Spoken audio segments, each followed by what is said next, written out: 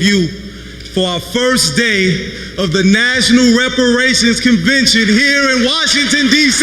Give yourself a round of applause.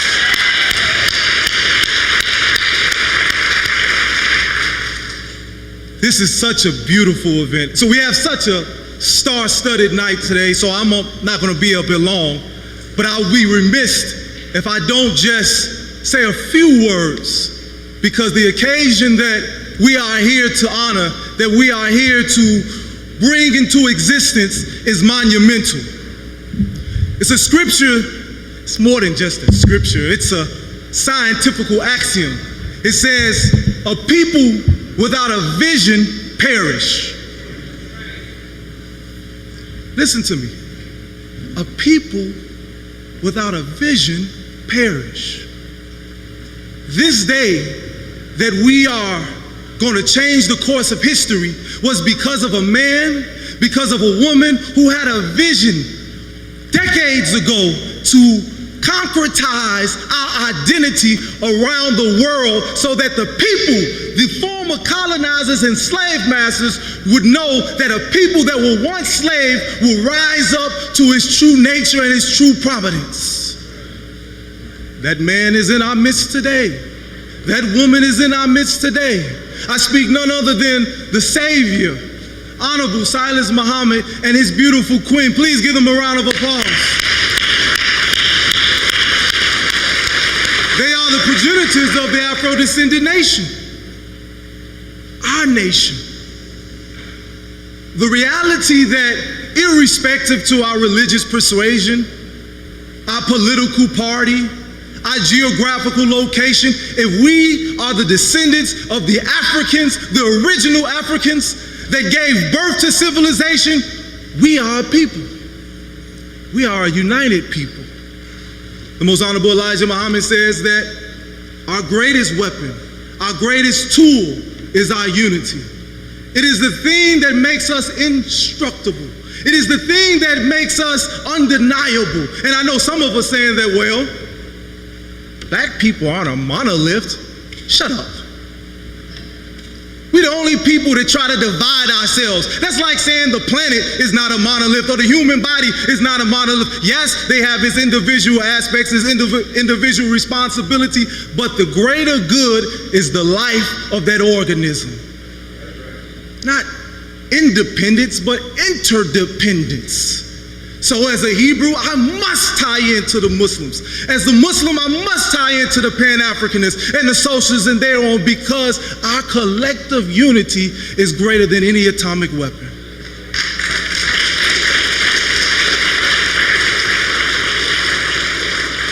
So this day is when we concretize our identity for the world to see that we ain't just some Negroes begging. It was an injury that was caused to us that is continuous being displayed in the wickedness of this country and throughout the diaspora. Every chance they get, they try to put their proverbial and literal foot on our neck. And we're here to say enough is enough. We have the ability to self-determine, and we have the ability to chart our own course. And that's what this convention is about. So I want to again give honor and praise to those ancestors who paved the way, those leaders, those elders who gave us the blueprint, who now are giving us the platform that irrespective, again, to what organization that we're a part of, what religious persuasion, what age demographic, that we can stand on their shoulders and have a future to give our children. That's what this represents. So with that being said, I want to give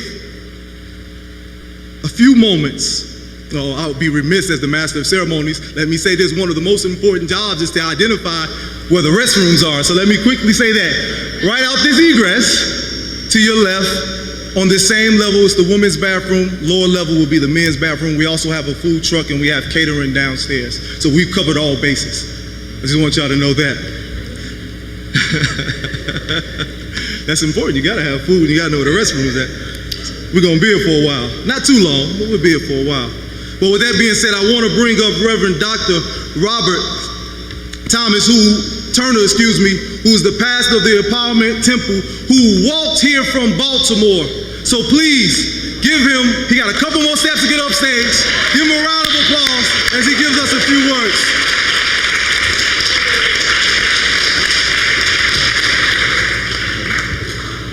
Thank you, Pastor.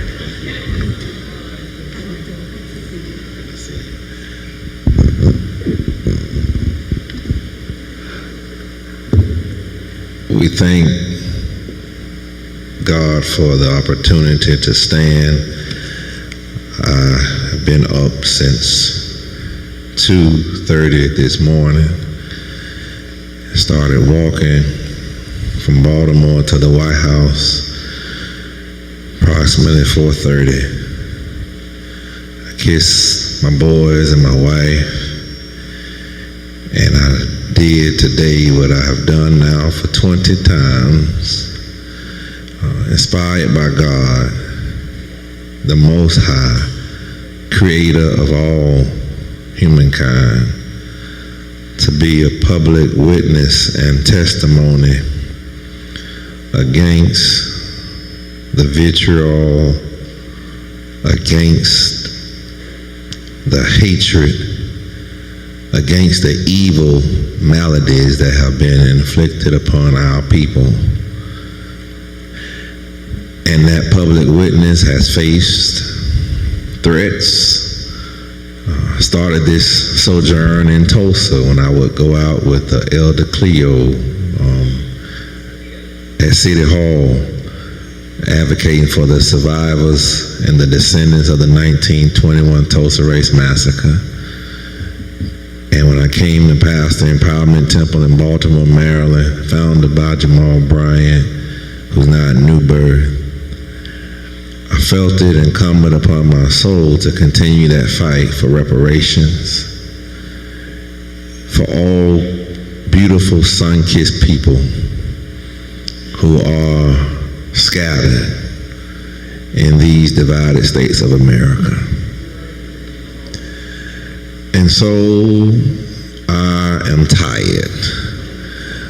My feet are aching. My podiatrist has told me I should not be walking.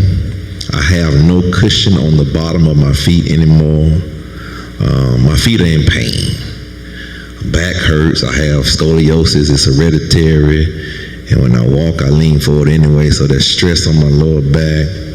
I got rained on. I've been snowed on. I've walked through ice. But never in 20 times now. And I walk now 869 miles on my feet. Once from Selma to Montgomery. Nobody has ever, at the time, Dr. King did in 5 days. Nobody had ever done it in 1 day. Until God blessed me to do it. And all praises to the Most High. And I say that because if you look at me, you can tell I am no triathlete. I eat cheeseburgers and I had a pound cake doing the walk. 3 pound cakes, matter of fact. I drink Kool-Aid. I like some peach cobbler and fried chicken. I am not in the best shape, but God is able, and He inspires me, and I'm encouraged by the work of our ancestors. And I chose today, in my last 2 minutes, I chose today to do my walk. I do them every month. If you want to know more about it, Rev.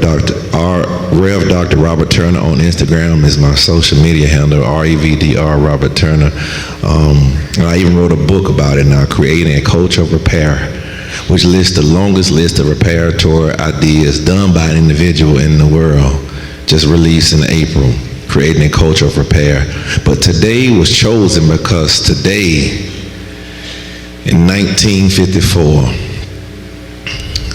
Reverend Leon Brown and 12 other plaintiffs were successful in the Brown versus Board of Education that ruled, argued by a Baltimore native, Thurgood Marshall, that ruled that separate is not equal. And so I choose a historic day every month. Last month it was the Fort Pillow Massacre for what happened in Tennessee. The Confederacy slaughtered 300 black Union soldiers, left the white ones alive, even after they surrendered. This month was in honor of Brown versus Board of Education, to remember that it was policy for this country to segregate black people from white folks, children, and not fund properly their schools. And that legacy still exists today with our HBCUs being poorly funded compared to their PWI white counterparts. So we fight, we march, and I don't do this for myself, but I do this for you, do this for your children, I do this for your grandchildren, your nieces and nephews. My boys ask me all the time, Dad, how long are you gonna be doing this wall? Because they miss having me at home. They out of school today too. And I said, son, I'm gonna do this until reparations is done for our people. And I'm thankful for you all here. Thank you for allowing me to say a word. I'm about to go and soak in some Epsom salt and get me a triple Mac, Big Mac from McDonald's or somewhere. I'll make it in plate downstairs. God bless y'all. Thank you again, Reverend Dr. Robert Turner. Continuing with the program, I want to bring up, we're in this beautiful sanctuary, and it would be foolish of us not to bring up that one who is coordinating and executive director of this beautiful sanctuary. It would be foolish of us not to bring up, to hear a few words about the significance of this beautiful sanctuary, the host sanctuary. Our brother, Sudi S. West, please come up, give us a few words about the importance of this beautiful sanctuary and the calls for reparations. Thank you, sir. Thank you. Thank you so much. My pleasure. Yes, thank you so much, Brother Yusuf. So good to see all of you beautiful people, and what better and more fitting an occasion. I'd like to share with you all, as we get started with this conference and on this topic of reparations, some of the history of this building, of this venue, of this place. The Lincoln Congregational Temple building. A building that was land granted in the 1860s to have a place for the moral and cultural development of colored children, and also to support a worshiping congregation.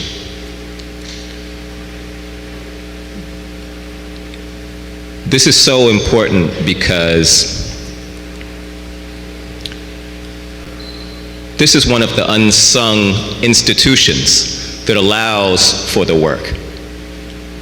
It was a workforce camp because our people, including the people who were born enslaved, who built the original building here, and then suddenly became unemployed when they were freed. So this was a workforce camp across the street. This was also in the basement here. The Sunday school was the first school in the District of Columbia for colored children, when it was illegal to put public funds towards the education of our children, our ancestors. There's an organization which, Brother Yusuf, he got my old card. I'm not the executive director of the Shaw Community Center, but the Shaw Community Center, Shaw Community Ministry, in 33 years ago next week,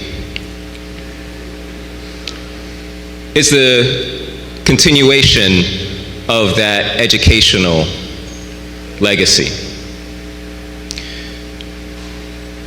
This is hallowed ground. The Reverend Dr. Martin Luther King organized the March for Jobs and Justice, in good part in this building. not in this sanctuary. It was an underground effort. It was planning. We didn't want to give up our cards before we were sure that we would be able to do it. This was one of the locations that the Green Book Manual said was safe to meet, to travel to organize. This was Florida Avenue was Boundary Street, so this was the edge of the city, wrong side of the tracks. So we met here in the basement here. This is also where the Sunday school is. It's also where the Shaw Community Center continues that work of moral and cultural education of our children. You will see some of them here, recording this moment in history. They have a journalism program, The Real News, it's called. And I told them a little bit as we were getting set up that history is not just the struggles that happened before. We don't have reparations yet. So they're part of that history. They're recording it. As John Lewis told them personally to make good trouble, and that his only regret in his many years of service was that he was told he was too young, he was told he was too radical, and therefore he didn't give his speech at the March on Washington. But he gave the mission, he passed the torch directly to these children when they were infants and told them to make good trouble. Don't Mute DC. Who's heard of Don't Mute DC, the Don't Mute DC movement? Started here in this basement, watching video of the March for Jobs and Justice, watching videos from El Hajj Malik Shabazz's actions in New York and visits to Brother Johnson.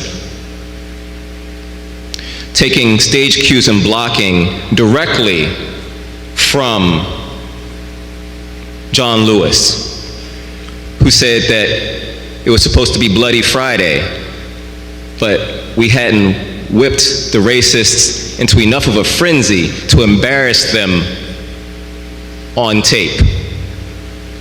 So we had to do some local actions and performance art and come back on Sunday. No, that's not what happened when I got hit on the head. It happened this way.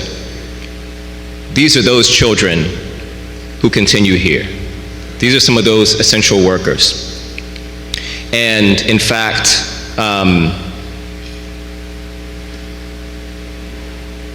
I will just leave it to say that to encourage you to engage with these young people and to recognize that they represent the active side of history. They put their bodies on the line for Don't Mute DC and organized it in this basement. That's a story that hasn't been told yet. And now this building is in jeopardy. Condos are planned for this venue, where we have built a community anchor institution. And so as we plan for the reparations more broadly, let's make sure that charity starts at home and that we have a place to continue to organize, as well as an anchor for the families and communities that still persist here in this neighborhood and community.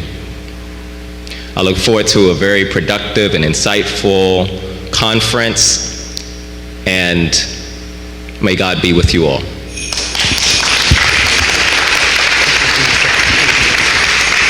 Thank you again, Mr. West. Again, I'm your brother, your friend, Prince Yosef from the Hebrew community. Jurisdiction in Chicago, Illinois. Heralding in from Dimona, Israel. Son of Prince Asiel Ben Israel, the late great ambassador of our community. You can give a round of applause for our brother. And one thing he told me, the greatest title, the greatest job, the greatest responsibility you could have is to be a brother and a servant to your people.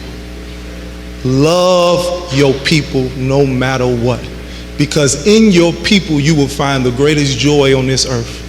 Serve your people, and not in a self-serving, self-aggrandizing way, but serve your people the way they need you to serve, not the way you want to serve them. And that can take many forms. So I'm just so honored for the Afrodescendant Nation to give me this opportunity to even come up here and be the master of ceremonies of this illustrious event.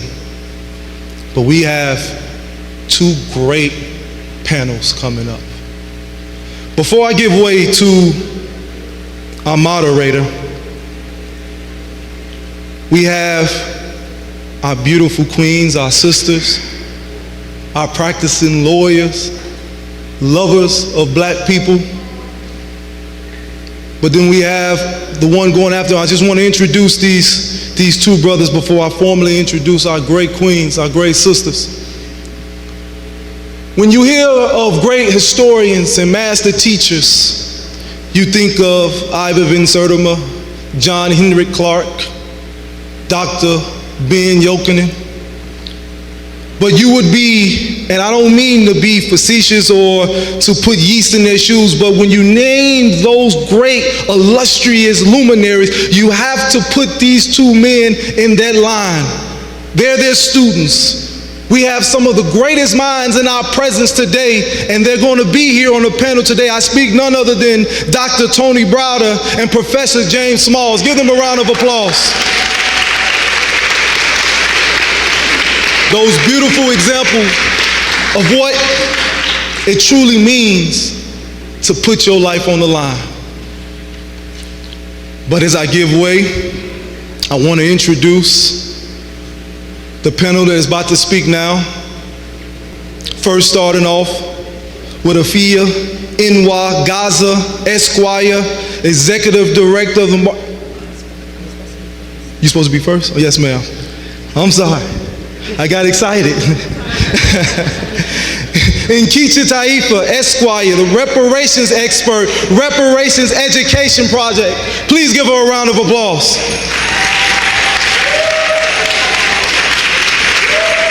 I'm just gonna name everybody, and then our queen.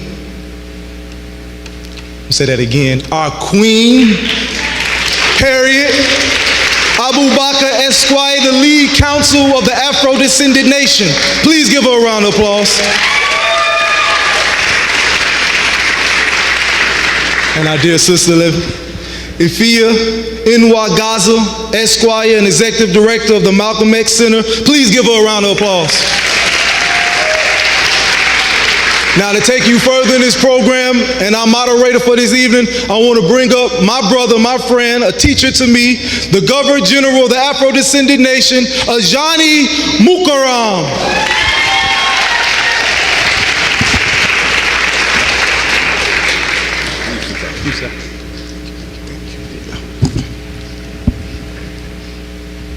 Assalamu alaikum.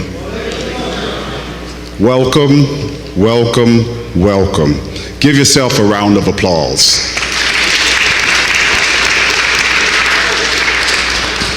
We're so happy that you would come out and share this magnificent event with us. You remember the old saying, behind every good man is a good woman? Well, let's change that tonight. Let's say in front of every great man is a good woman. Thus, we put our sisters first tonight. I'm not going to tarry, just a brief introduction, and then I'm going to introduce them. Do you remember Morgan Freeman? One of my favorite actors. I'm a Morgan Freeman baby from the Electric Company days. I don't know if y'all remember Electric Company, but Morgan Freeman taught me how to do phonics. He used to say ease, cheese. You remember that? He was the first rapper. Taught me phonics. He said T-R, trade, trade. So I'm gonna stop right there on the TR. I'm going to use TR tonight before we get these beautiful sisters up here to speak. The first TR. Let's talk about trajectory. Trajectory. The reparations movement is on a positive trajectory. Can you feel it? Can you feel it? We are moving positively. We are on our way. We're galvanizing different groups and coming together.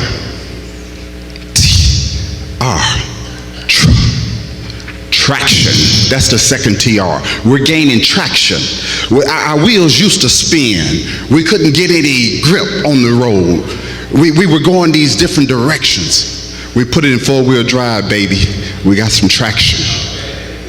And we are moving together, all under these different organizations and different names. But collectively, we're starting to identify and come together under the cause of reparations. When they pull you over, say, that's a Hebrew Israelite driving. Do they? They say, oh, that's one of the new Black Panther parties driving. They don't say it. That is not how they identify. They look at the dark skin and say there's a black man or a black woman, and you know it's hard to be driving while you black in America. They don't care whether you're Christian, Muslim, Hebrew Israelite, Pan-African. They care about the color of your skin. So because we got action, traction, we put those differences aside. And the last TR for you, TR, tradition. We're establishing a new tradition here in these Americas, where we are no longer fighting each other because of our black skin. We're uniting with each other because of our black skin. So under trajectory, reparations movement is moving. Under traction, not only are we moving toward reparations, but we understand the power of self-determination. And under self-determination, we're establishing a tradition. And that tradition is, let's self-identify as Afro-descendant. We were niggers, coloreds, Negroes, blacks, African Americans. What's one more name? Afro-descendant, something we decide, and something that has a governing body, the United Nations, that says it identifies 250 million of us. That's the power of the word Afro-descendant. So I appreciate you for getting traction, trajectory, and tradition. Tradition, my Afro-descendant brothers and sisters. You can still be black power, you can still be Muslim, but Muslims under the Afro-Descendant Nation. Hebrew Israelite under the Afro-Descendant Nation. Pan-Africanism under what? Afro-Descendant Nation. That's the new tradition. So let me do some introductions here. I think I have these short bios on my handy dandy phone here. We're going to start out, give me just one moment. We're going to start out with attorney Nikichi Taifa. She's president of Taifa Group LLC. She's founder and director of the Reparations Education Project Incorporated. She's convener emeritus of the Justice Roundtable and serves as senior fellow for the Columbia University Center for Justice. Taifa was advocacy director for criminal justice at the Open Society Foundations for 16 years. She's got a lot of accolades, so let me end on this one. She is the Legal Defense Fund and director of Howard University School of Law Equal Justice Program. Please give a warm round of applause for attorney Nikichi Taifa.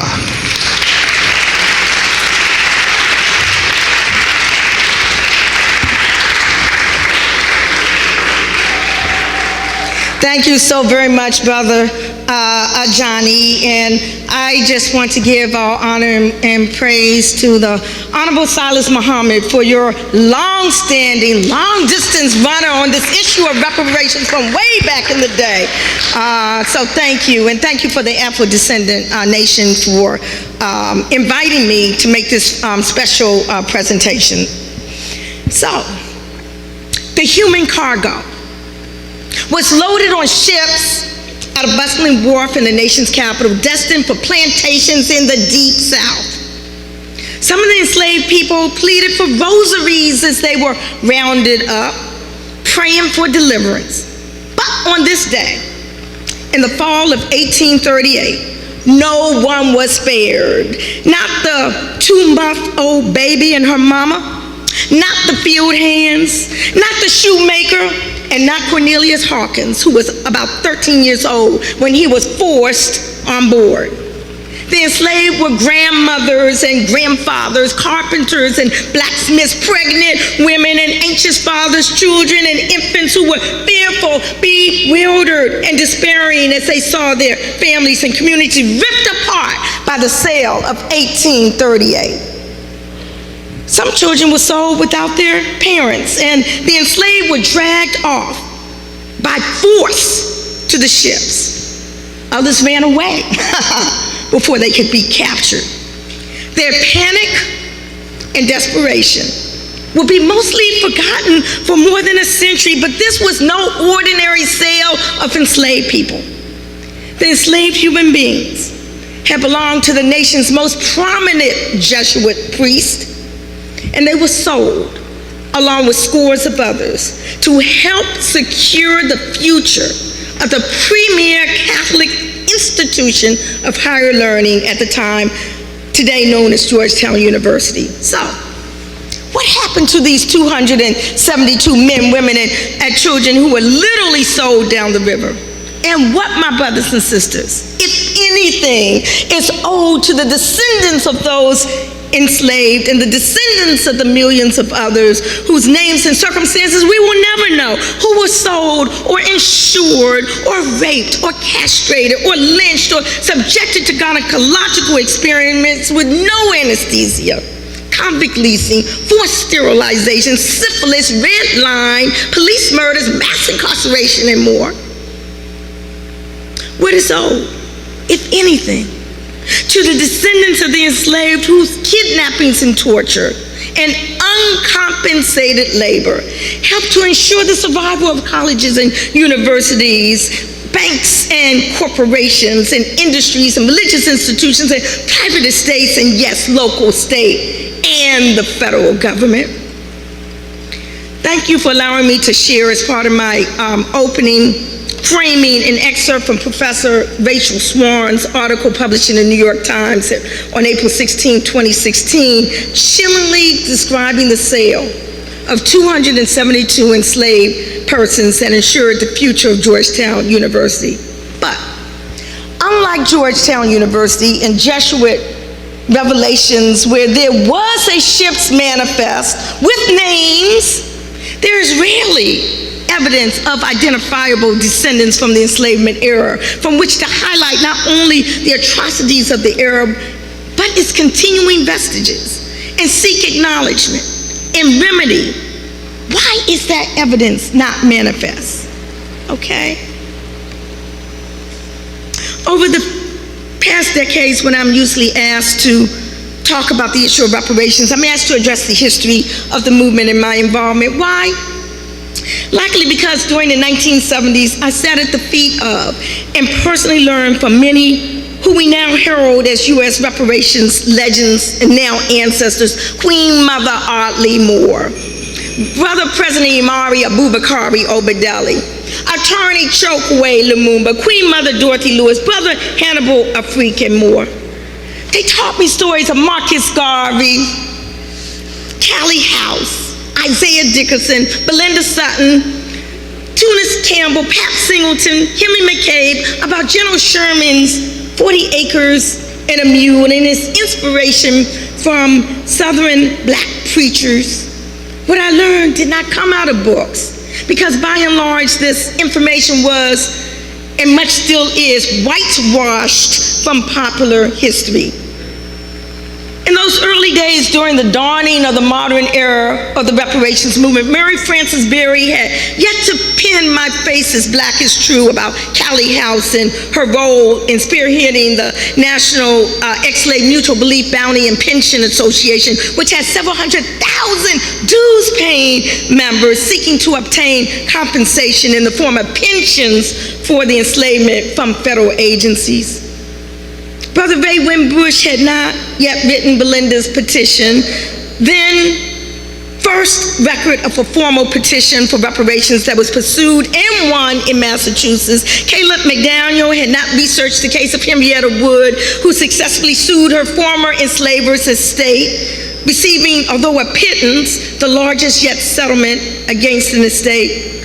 There was no widespread information about the 1921 massacre in Tulsa, Oklahoma, which left over 300 African Americans, Afrodescendants, it's good with me, new Africans, it's all good, dead, and thousands homeless after mobs of white people attacked the Greenwood community known as Black Wall Street.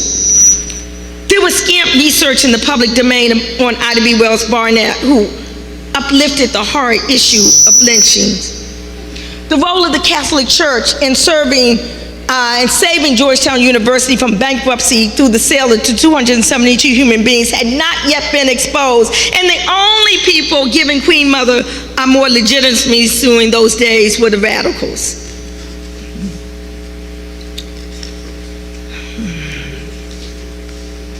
I know the 13th Amendment, passed in 1865, was supposed to represent progress, as the bill recognized the freedom of all enslaved Africans and made it illegal to continue slavery except for that ridiculous "except as punishment for a crime" clause. However, there was still pain. There was no payment for stolen labor, land, rape, economic exploitation. In fact, the Dred Scott case had been decided scarcely 8 years prior, 1857, where the United States Supreme Court ruled that a black person in America had what? No rights, which a white person was bound to respect. And neither Dred Scott nor any other black person could be a citizen of the United States in the manner in which that word was used in the Constitution. And the 14th Amendment, it imposed the obligations of U.S. citizenship upon the African in America without the benefits of that citizenship and without any meaningful discussion of political alternatives inherent in the international right to self-determination. The audacity. How are you going to take a free people and tell them that they've got to become part of your family, especially since you had castrated his father, raped his mother, sold your children off to your relatives, didn't ask if she wanted to join your family, be a U.S. citizen, didn't ask if he wanted to start his own family. If the African was free, pursuant to the 13th Amendment, no one, not even the ex-enslaver, could define the African's future status for him and impose a status upon him. This was the right of the newly freed people, the Africans alone. It was a fruit of the international right to self-determination. It is one of the pillars of reparations, which is still due to us today. In Brown versus Board of Education, thank you for reminding us that today was that day, May 17, 1954, progress. My analysis as to why that Supreme Court case was even saw the light of day in 1954 was because of the historic 1951 petition to the United Nations filed by the Civil Rights Congress and led by William Patterson, W.B. Du Bois, Mary Church Terrell, and 90-something others, charging the United States with what? With genocide. Rather than be subject to scrutiny by the world community, the decision was made to desegregate the schools with the now infamous, quote-unquote, all deliberate speed clause. And the final areas that's supposed to denote progress worthy of applause were the Civil Rights Acts of 1957 and 64, the Voting Rights Act of 1965. Well, the 1967 Civil Rights Act 57 featured the longest filibuster in history but Senator Strom Thurmond. The Civil Rights Act of 1964 was introduced only after Birmingham, Alabama, police unleashed dogs and fire hoses on black men, women, and children peacefully protesting. And the Voting Rights Act of 65, key provisions have been eviscerated. And just this year alone, 49 states have introduced over 400 bills to restrict voting rights. So yes, there are lingering adverse effects and impacts from the enslavement era which persist throughout the United States today. But no, more progress is not what is needed. What is needed is reparations, reparatory justice, reparations that addresses the multifaceted harms that have been inflicted, that call for multifaceted remedies, reparations to remedy the present effects of past discrimination, reparations not to reconcile the contradictions created by the white nation's founding fathers, but reparations to expose the contradictions and move forward towards amends. But we cannot know. Oh, Hold it. I'm talking too loud. It's right there. Okay, can we put it up here? Yeah, let's do that. Because I am a loud, I probably don't even need the microphone. Can y'all hear me okay? Okay, thank you. But the problem is we don't know our history. Much of it has been buried or glossed over, or misinterpreted, or just plain old obliterated. And what do we need to do? As I always say, we gotta open up that casket. Our history must not be buried. It must not be swept under the rug. And for our white allies, we, the descendant victims, must not be the only ones to uncover and open up that casket and unpack it. In fact, I have a colleague, Katrina Brown, white, who uncovered evidence that her ancestors were the largest slave trading family in U.S. history. She documented her roots, that they brought over 10,000 Africans to the Americas in chains, in a film that she produced, Traces of the Trade, a story from the deep north, not the deep south. She was in Massachusetts. This is what she said. Everyone in the town, see, people try to say this was just the South thing. She said everybody in the town lived off of slavery. The boat maker, the iron worker who made the shackles, the coopers who made the barrels to hold the rum, the distillers who took the molasses and sugar and made it into the rum. Literally, she said the whole town in the North was dependent upon the slave trade. Wealth and privilege in the United States, she said, has been amassed in large measure as a direct or indirect consequence of the institution of enslavement. Yes, the demand for reparatory justice in the United States has been long and continuous. And quiet as it's kept, reparations were in fact paid as slavery ended. They just weren't paid to black folk, okay? Reparations were paid to the former white slave owners to compensate them for the loss of their so-called property, us. We need to open up that casket. Indeed, do you remember what then Senate Majority Leader Mitch McConnell said after the historic reparations hearing in the House of Representatives in 2019? He said, quote, "I don't think reparations for something that happened 150 years ago, for whom none of us are currently living, are responsible. I don't think that's a good idea." McConnell, who is a direct descendant of great-grandfathers on both of his family lines who owned slaves, the nerve, the absolute gall.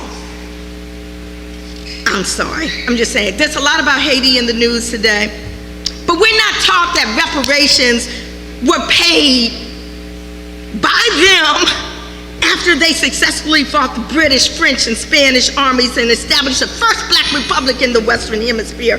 Reparations were not paid to them, but an independence debt that saddled revolutionary Haiti with reparation payments to its former slave owners in France.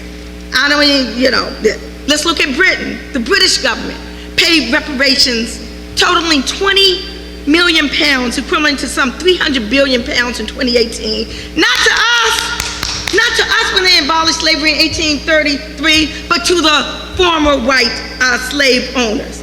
And right here in D.C., April 16, 1862, Abraham Lincoln signed the Compensated Emancipation Act. Not to compensate us, no, but to compensate the former white slave owners. So, as I'm coming down, let's see, why the federal government, people have asked. Wasn't the injury done all by the states? Well, I just want us to take a quick look at the U.S. Constitution. U.S. Constitution, Article 1, Clause 1, Section 9, expressly guaranteed and sanctioned the continued importation of kidnapped African prisoners of war, that's what we were, to every state that might desire us until the year 1808. That article also upheld the further dehumanization of the African by relegating our status to that of 3/5 of a white man, and most egregious, the African on this soil was subjected to the authority of yet another constitutional provision, Article 4, Section 2, Clause 3, also known as the fugitive slave provision, which mandated that no enslaved person, even if he or she had reached a free state, none of us was safe. And it was the duty, the legal obligation, the constitutional responsibility of every white man, woman, or child to track down the escaped African, deliver him and her up to the government. You see, this is why redress from the federal government is so very important. In addition to all of the other culpable entities, every time we ran away, it didn't matter if we just slipped away quietly in the night, Harriet Tubman. It didn't matter if we organized elaborate insurrections, Demarvisi. It didn't matter if we fled to Pennsylvania or New York. They were going to come after us with their armed forces and their paddy bowlers and their militia and their dogs. And that is why it's so important to connect the dots between what is happening and what is going on. Let me just say this. I recently spoke on reparations before the Religious Action Center of Reform Judaism, which I issued a resolution in support of H.R. 40, the federal reparations bill. And I told them that there was one thing I learned from the Jewish experience. I said, no, it wasn't the more than $70 billion in reparations the German government paid to more than 800,000 Holocaust survivors, or the $7 billion Germany agreed to give to the state, the illegal settler, colonial state of Israel. No, it was the concept of transgenerational epigenetic inheritance. It was a study that was done on third-generation Holocaust survivors, where researchers found that they had inherited genes that had been transformed as a result of their ancestors' trauma and were becoming more susceptible to anxiety and other disorders. It was found that the trauma from the Holocaust traveled in their genes, transmitted intergenerationally, and I began to think, Black folk have inherited centuries of trauma as a result of not only the enslavement era, but also everything else. If the Jewish Holocaust caused immense emotional, physical, and psychological effects intense enough to cause trauma to survivors, then what is the impact on living Black people today due to the horrors and brutality, trauma, and terrorism of the enslavement itself, the kidnapping, the forced free labor, the stealing of our languages and culture, the rapes, the breedings, the dismemberments, the brutality and inhumanity of the Black codes, the convict lease labor, the peonage system, the chain gangs, the sharecropping, the lynchings, the harms of Jim Crow, apartheid, denial of the benefits of the Homestead Act and the GI Bill, the gerrymandering, the redlining, the educational inequities, the health disparities, the mass incarceration, and more. And all of this, for 400 years, or however one wishes to measure the time, all of this still exists within the collective genes of Black people in this country. Why shouldn't the great-great-grandchildren of those who were stripped of humanity, language, and culture, and all of those other things that I said, who were stripped of land and massacred wholesale in Black enclaves such as Rosewood and Tulsa and Elaine and Wilmington and more, and the section, why should we not be compensated? I'm going to just skip this because I am trying to be courtesy of time. Let me just say, I I'm just going to say that caskets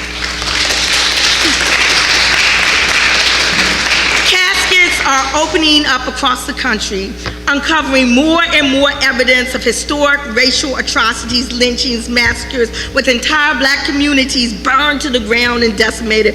Mere scraps were given to the descendants of the 1923 Rosewood slaughter, and there still has been no settlement on behalf of the 1921 Tulsa bloodbath and destruction of his Black Wall Street. Not one of the recommendations from the 2000 commission investigating the 1898 racial insurrection and coup d'etat in Wilmington, North Carolina was passed. We need to Google up some of this stuff, y'all, by the legislator. Remnants from the slave ship Clotilda, which in 1860 illegally transported Africans to Mobile Bay, Alabama, more than 50 years after the slave trade was abolished.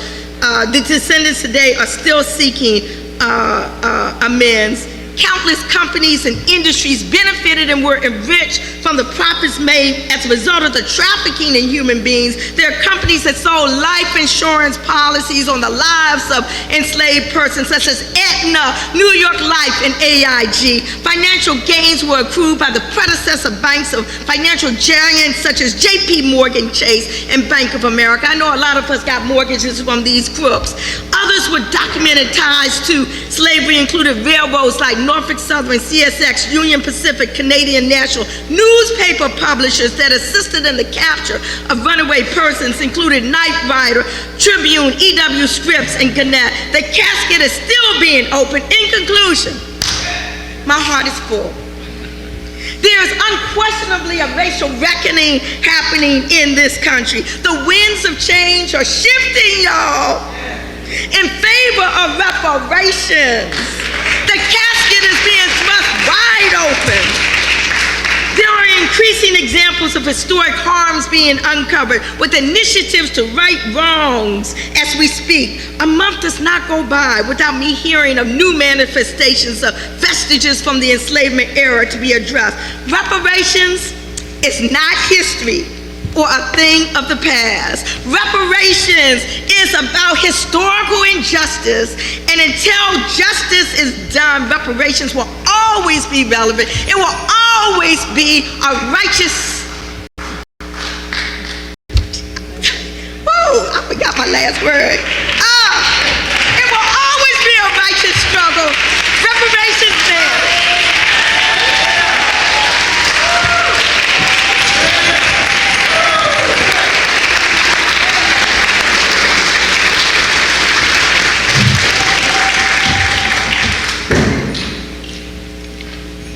Wow. Powerful. Isn't it, it's always good to be in the midst of our scholars, because you give them a certain amount of time and they come in under the time. Class, just classy. We appreciate Attorney Najee. You were really dynamic.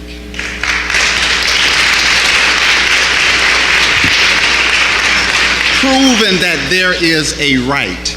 She quoted that the old senator said, well, that happened 150 years ago, and I wasn't involved in that. Well, yes, you were. You reaped the benefits of it. And guess what? I wasn't there 150 years ago, but I can't speak my original language. I don't practice my original culture. I don't profess and worship my original God. So you destroyed me as a human, and for that, you gotta pay. So what you did to us caused generational problems. So I think Attorney Najee made a good cause, a good strategy, that because of those things, we deserve reparations. I'm gonna move right on to our next panelist. I just remember when my eyesight was so good I could read. I need help nowadays. Bear with me.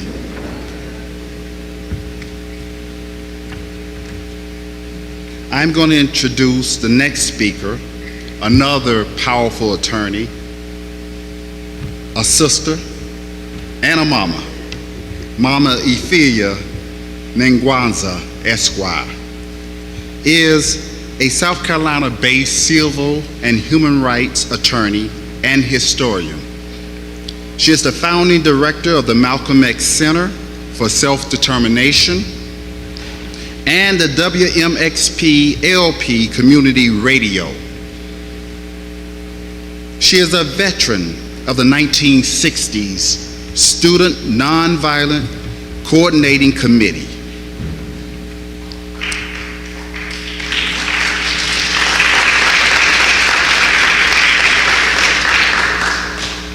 She's a member of NCOBRA, commonly known as NCOBRA, the National Coalition for the Blacks for Reparations, and she's also Black is Black Coalition for Peace and Reparation, BIBC. At the UN, she served as the chair of the U.S. Human Rights Network and Political Prisoners and State Repression. Well-rounded. Ms. Wangaza is the founding member of the Black Alliance for Peace, BAP. She is a member of the Imam Jamal Al-Amin Network and the Nonviolent Coordinating Committee, successful special committee to elect Julian Bond turned historical Atlanta. And she wrote a powerful paper, a Black Power position paper project, and she is a proud daughter of Garveyites. Would you please put your hands together and help me welcome our sister, Mama Afia Wangaza.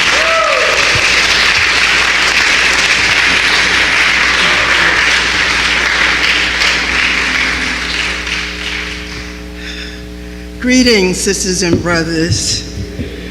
Many thanks to the Afrodescendant Nation for this opportunity and this honor to join you this evening. To recall the spark that lit the flame that is today's reparations fire. A transformative, movement-changing event in Charleston, South Carolina in 1992, where it is said that up to 40% of us were brought in chains into North America. To prepare for the work that NCOBRA had set out for itself, specifically, and for all of us generally, we began by internalizing, or more accurately, triggering the events and the trauma that Sister Nkechi has just described. To internalize the substance and the legitimacy of our reparations demand. Local activist attorney Alida Small and myself designed and conducted an inspiring and instructive history tour which traced our people's steps from Sullivan Island's barracoons to the old courthouse where we were put on the auction block, to the concentration camps known as plantations. We visited what I call the original ghettos, the slave quarters. The site of the Stono Rebellion, Denmark Vesey and Gullah Jack having organized early resistance. To the Angel Oak Tree, where secret Brush Harbor services and literacy classes were held in secret. to the site of the hospital workers' strike, where Black workers during the days of Jim Crow said, enough is enough. 20 cents a day is not adequate. An intergenerational passing of the torch, a relay, at the historic Burke Industrial High School. Queen Mother Nia Kumba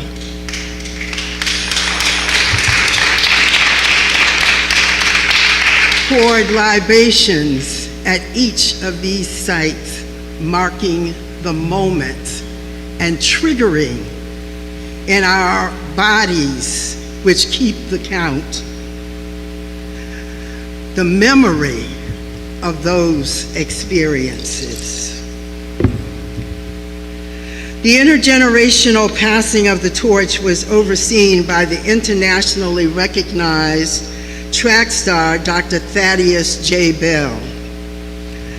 The red, black, and green baton, created by Greenville carpenter and activist James Carter, dramatized the symbolism and the historic significance of the passing of the torch. The relay sealed our bond with the past and affirmed our elders' trust in our generation. The runners included Queen Mother Audley Moore, who was pushed in her wheelchair, Baba's Alajo Adigbala, Imari Obadeli, Chokwe Lumumba, Ahmed Obafemi, Generals Chewy and Rashid, Reparations Ray Jenkins. Please, we must honor, absolutely. When we say their names, they live again. We must always keep them alive by saying their names. James Cameron, a lynch mob survivor, as well as visiting Continental African children in the charge of Queen Mother Moore and Dr. Dolores Blakely. Each ran a turn in the race, carrying the baton from one generation to the next. Historian Keith E. Baird gave the memorial keynote. The weight of my blue king's cloth, kente cloth, carried the opening Maiafa memorial service and ecumenical unity prayers. The service was held at the now blood-soaked and internationally famed Mother Emanuel AME Church, where 9 of our brothers and sisters were murdered by Dylan Roof, a white supremacist youth who presumed to take up the mantle of his ancestors.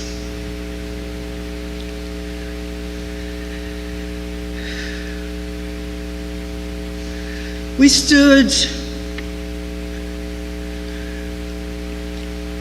left the church to go to what is called the Battery, the seawall. In the background, we could feel the spirit and the presence of the ancestors. Any of you been to Charleston?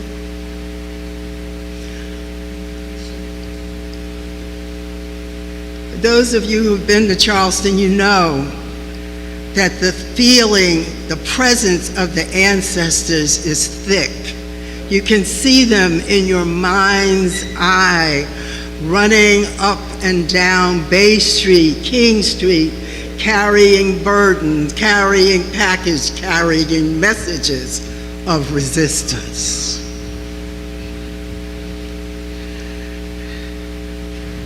The drums beat. Yoruba Princess Nzinga Akibalon chanted in the background. We came full circle as we threw handfuls of basket-making sweetgrass.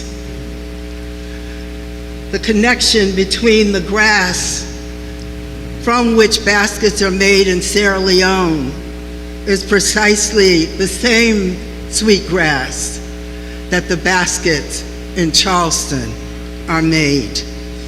We connected them.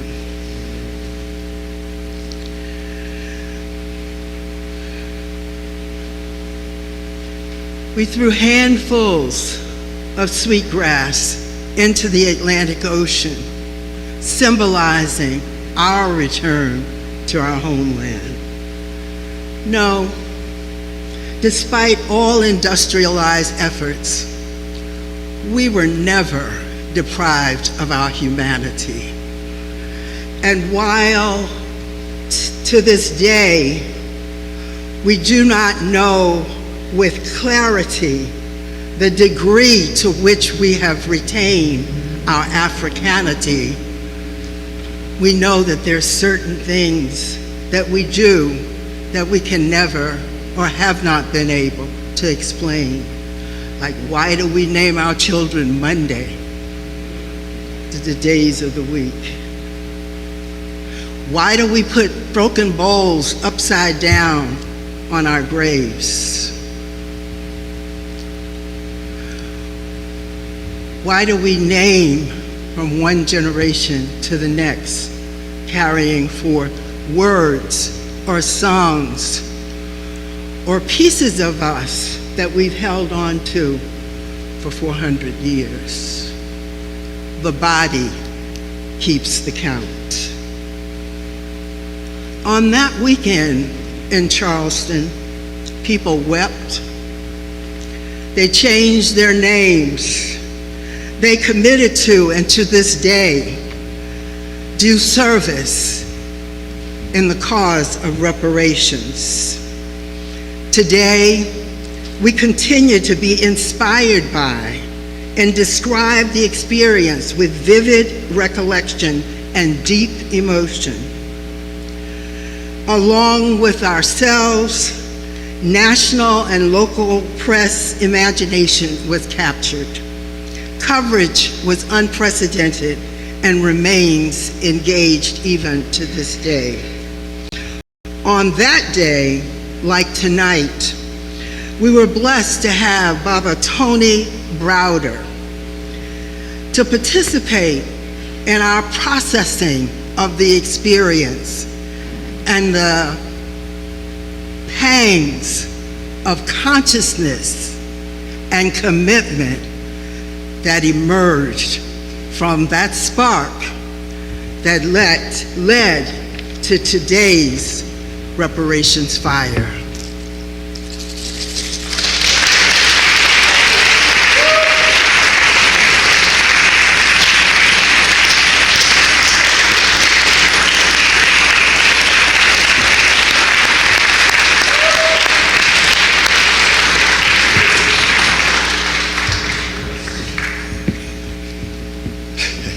Thank you so much,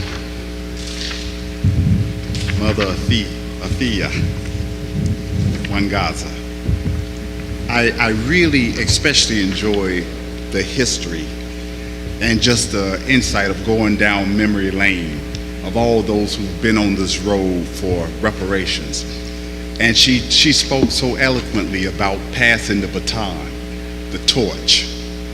That is a beautiful thing. Yes, we are picking up the baton. We're continuing to run this race. And part of our booklet says, in terms of reparations, how much? How would we define it? We've got this whole conference to figure that out. But I am and was born and raised in the U.S. And let me tell you, I know something about bills. Now, there's a bill owed to us. They said, but it happened so long ago. Oh, thank you so much. Because when it happened a long time ago, interest starts to accrue, doesn't it? You know, we struggle with managing our checkbook. And you miss the payment to, I don't know who's here in D.C., but People's Gas or Commonwealth Edison. You're late on that bill. They said you should have paid it by the 15th. What happens to that bill if you pay it by the 30th? You got a late fee. So let's say together to America. America, you got a late fee.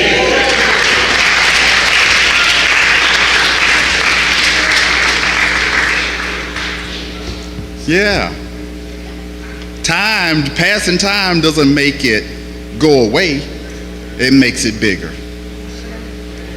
We still have one other attorney on this panel who I have the pleasure to introduce. Little secret. She's like my mother away from my mother. She's like my family. Attorney Harriet Abubakar. Also, she's known as Queen Mashaki Muhammad.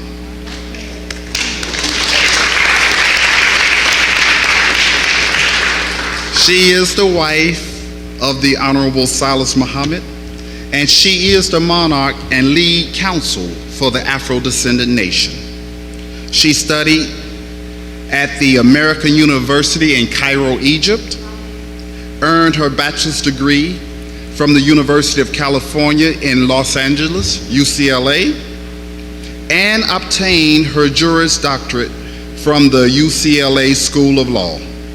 She served formally as president of Georgia Association of Black Women Attorneys, president of the Georgia Alliance of African American Attorneys, and was the lead attorney of All for Reparations and Emancipation, AFRE, which is our non-governmental organization that did the work or continues to do the work in the UN. We just had a couple of members come back from the UN, and we'll get into that later. But would you please warmly welcome Harriet Abubakar, Esquire.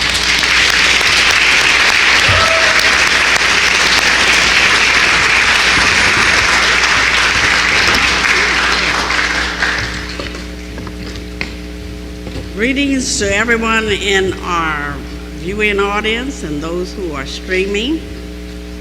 And I want to thank just everyone that has an interest in this, whether you heard it from a friend, whether you came here out of curiosity, for whatever reason. I'm really happy to see all of you here tonight. And that introduction made me sound quite old, and I got to thinking about it, and yeah, girl, you're getting up there. I'm 83 this year, and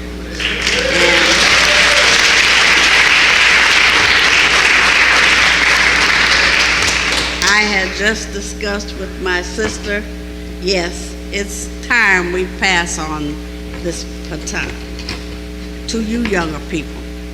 Those of you who are out there who have been in the fight and been there for the cause, you know what we've been like.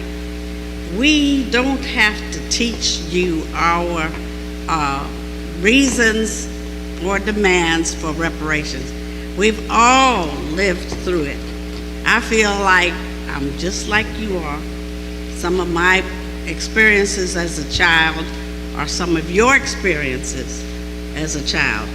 And I came from a very, I'd say, mixed up family.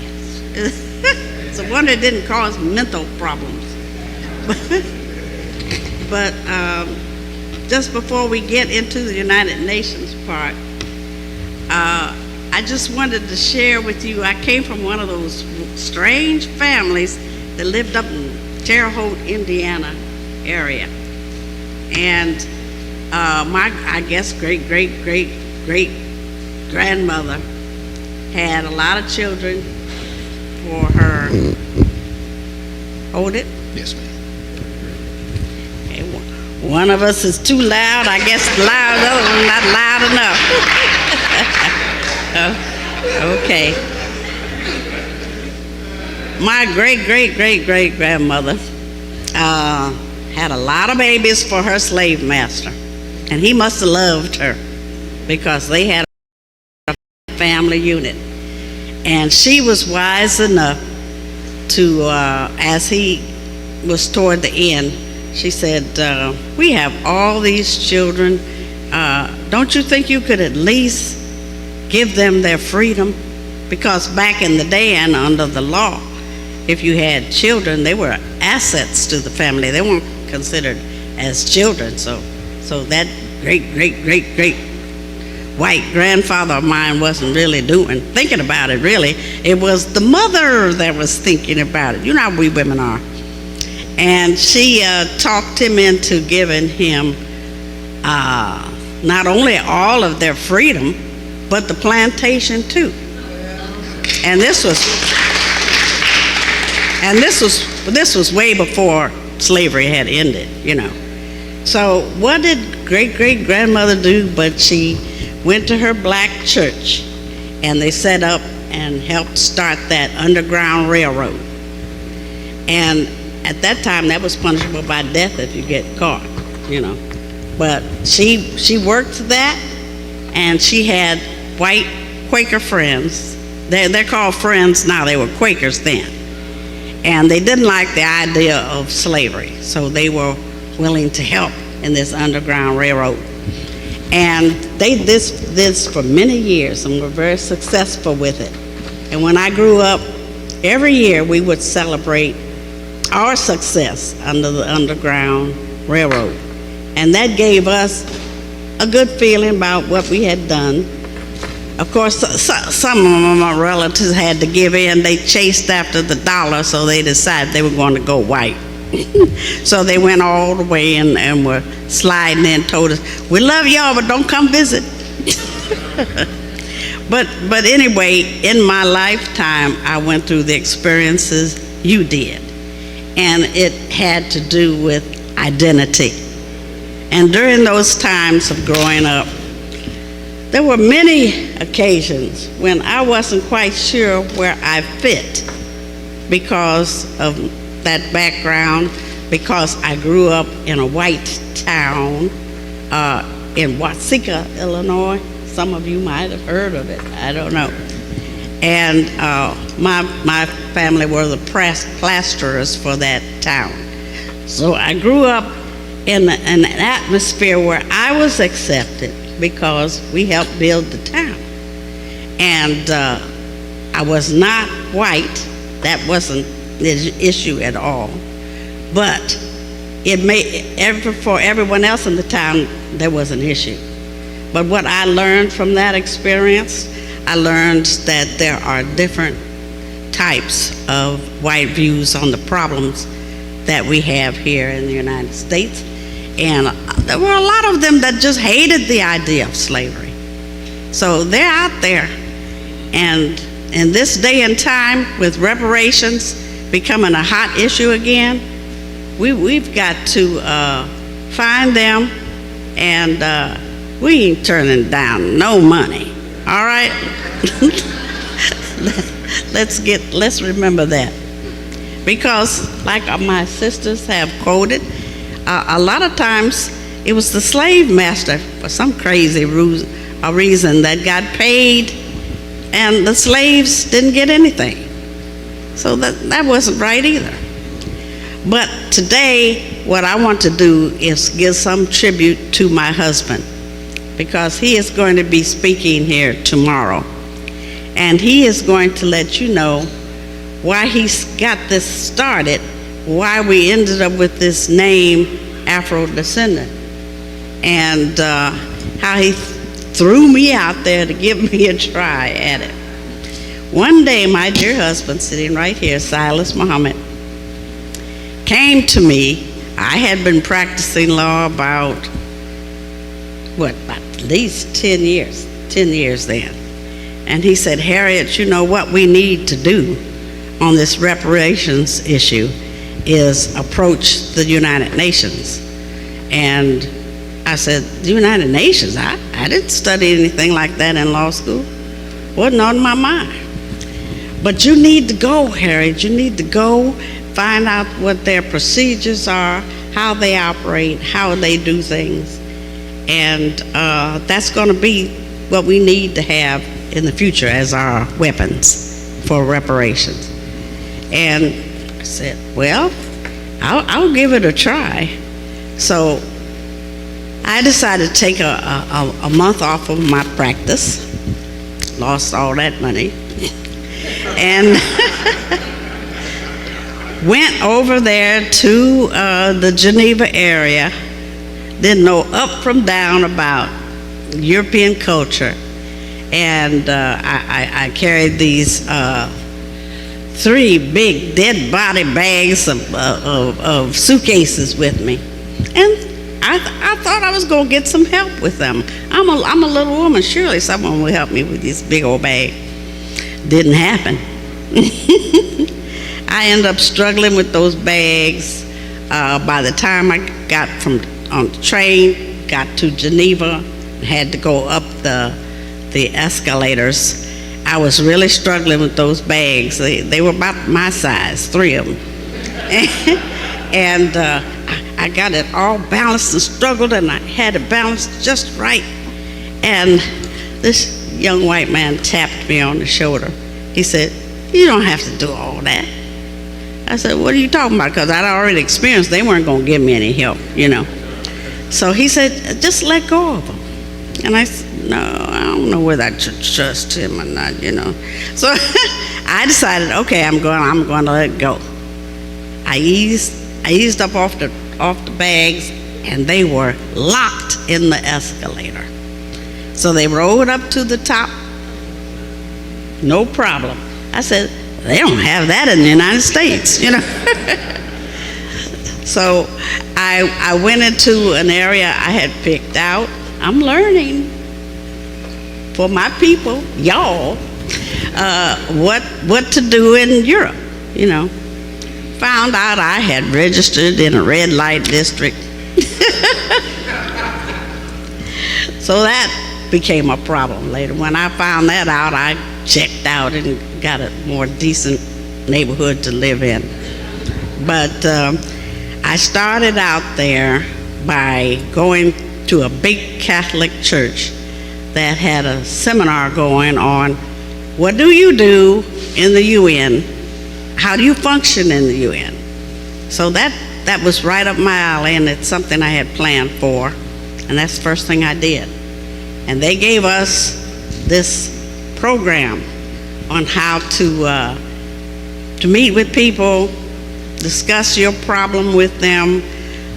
They put me under the wings of a male attorney, to teach me the ropes on how do you get along in the UN. So on the first day we went there, he decided he was going to introduce me to a lot of key white men who were like heads of their nations, or they were representatives of their nation. And it started off quite well, except I'm wondering, now what is he up to? Why is he introducing me in French? You know, why can't he do it in English? Something we would all understand. Well, I just went along with the program. The French went on, the expressions changed, they got flushed, their eyes started bucking, and that's the thing they had in common every time. So I'm sure that he was over there telling them that I was getting ready to stir up that reparations thing, something that most of Europe had been kind of fearing, you know, they didn't want to hear it. And they all had the same expression, so I said, yeah, okay, I know what you're doing. But still, I had been put under his auspices, so I listened and I took some advice from him. He told me, Harriet, if for your cause, you want to be heard and taken seriously in the UN, what you have to do is be there for 7 years straight. And if you don't give it 7 years and be there every time, they met about 3 times a year, no one's going to take you seriously. No one's going to pay you any attention. I said, well, we are very serious about what we're doing. So when we would have these get-togethers and parties at night, and they weren't really parties, they were ways to get to know each other and put forth your cause while you were there. And this was back in 1992. I did not flinch from day one in letting them know what we were pushing for. And I told them, I'm here to make the United Nations conscious and aware of our needs in the United States to be paid reparations. We're going to get our reparations. 1992, told them that. And one woman came to me smiling. She said, oh, wait till the State Department hears about that. I said, well, all right, whatever. Tell them whatever you want to. But that's what we're here for. So we started learning as much as we could. They had a session they put together called UMPO, close to the United Nations. It meant Unrepresented Nations and Peoples Organization. This particular setup was held in the Netherlands, and we had to fly in there for that. My husband went with me on that, for that training, and we took another attorney from Los Angeles area, Theodore Egan's, and we went there for a whole week on that training. That organization was kind of unusual for the United Nations because the United Nations doesn't really like to get into the changing or interfering of other countries and what they do. They're not there to try to cause revolution or anything. So what they wanted to do was tell us, if you have the drive, and if you can learn the know-how, and it can happen. You want your country? Most everybody there wanted the country. They even had people from former Soviet Union, whose name was Georgia. And I think out of that bunch of us that was the only country that actually went all the way and got recognized as a functioning nation. But we were there and we learned quite a bit. We learned it was not so much about the territory, because they had a city-state they used as an example. Some of you are hearing this for the second time, but I want all of you to hear it so that you know our quest for reparations is very doable, and it has been done by other nations. You just have to know how to get it off the ground, how to get it started. But it's doable, and we're going to do it. You gotta want to do it.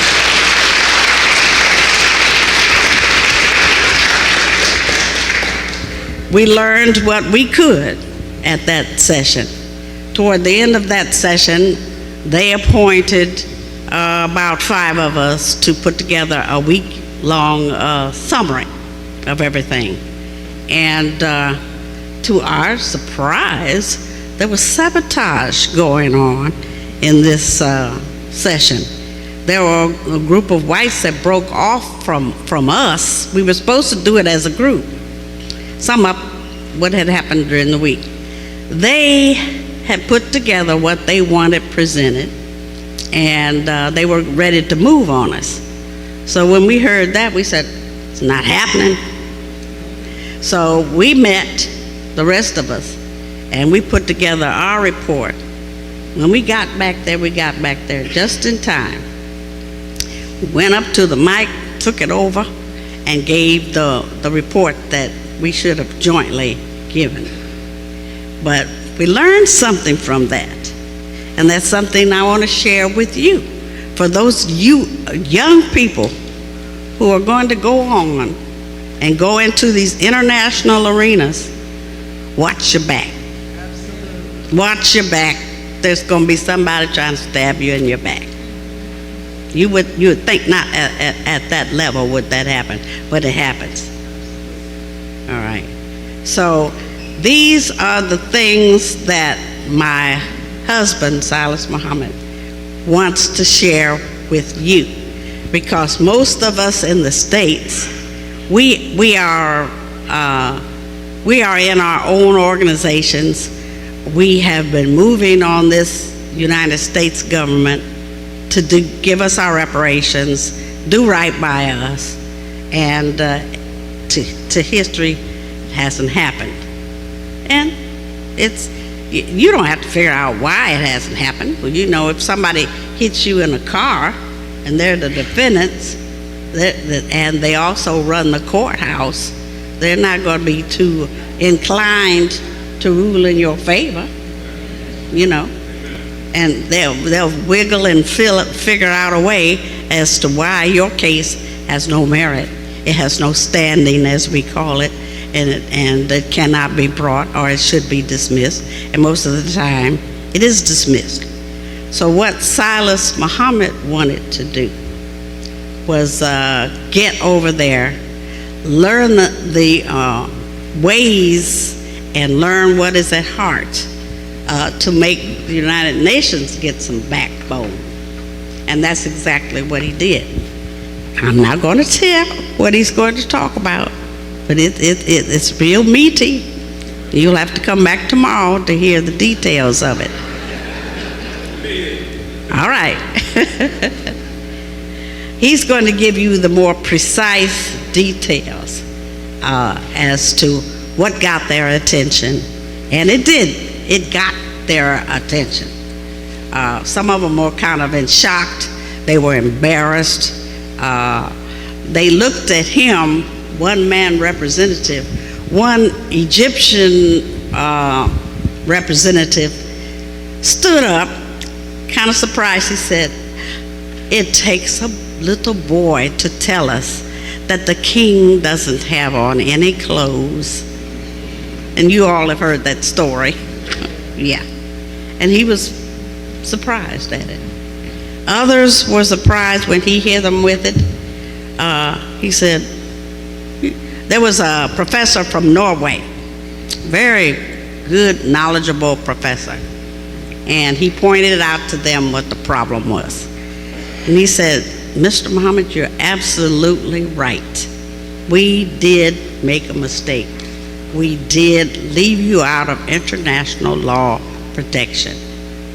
Now we have to figure out, how do you fit?" And they spent several years working with us to try to right some of the wrongs they had caused us. And it's some of these things you'll find out tomorrow also. 17 years we spent going back and forth. We took them serious. You say 7 years, we'll give it 17. And they started us off at the Woodrow Wilson Palace right there in Geneva. And my husband had to point out to him, we can't discuss these things intelligently because we've been slaves and we speak the slave master's language. So will you, United Nations, provide us with, I'm down to 3 minutes. That went fast. Provide us with interpreters. And so that costs money, you know. And United Nations on a skimpy budget.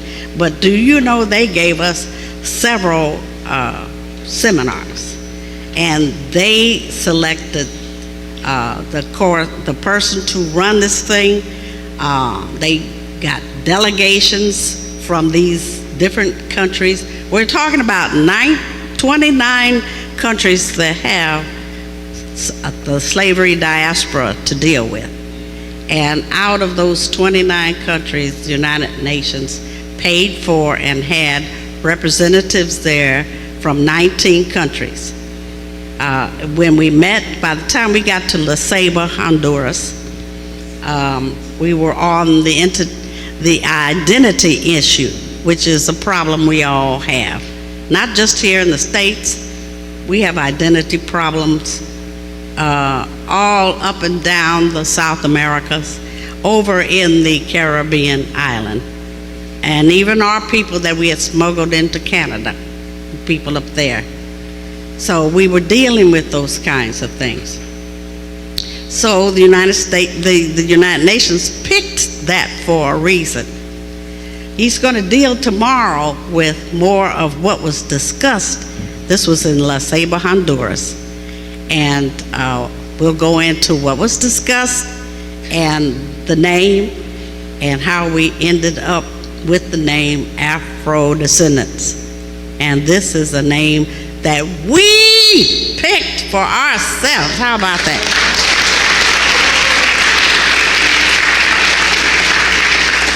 We took a vote and we selected our own name, Afrodescendant. Now we want to put together the force of the 250 million people that we represent and have a force to go into in the future. Because we've done all this. It took us 17 years to get to this point with 19 other nations. So you're not alone in this. We've done our struggling here in the United States. We're going to go forward from here with other compatriots in those other countries. And we're going to make this reparations work for all of us. Thank you.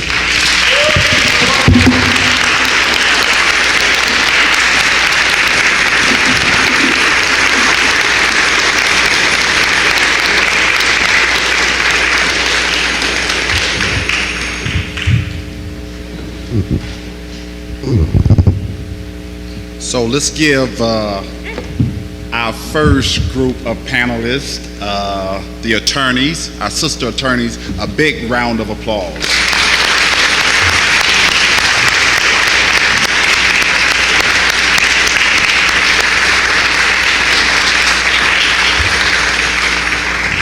We're going to do a little transitioning here as they leave the stage. We have the brothers following. Remember the saying, the corrected saying, in front of every good man is good women, not behind, in front of. Another round of applause as they exit the stage.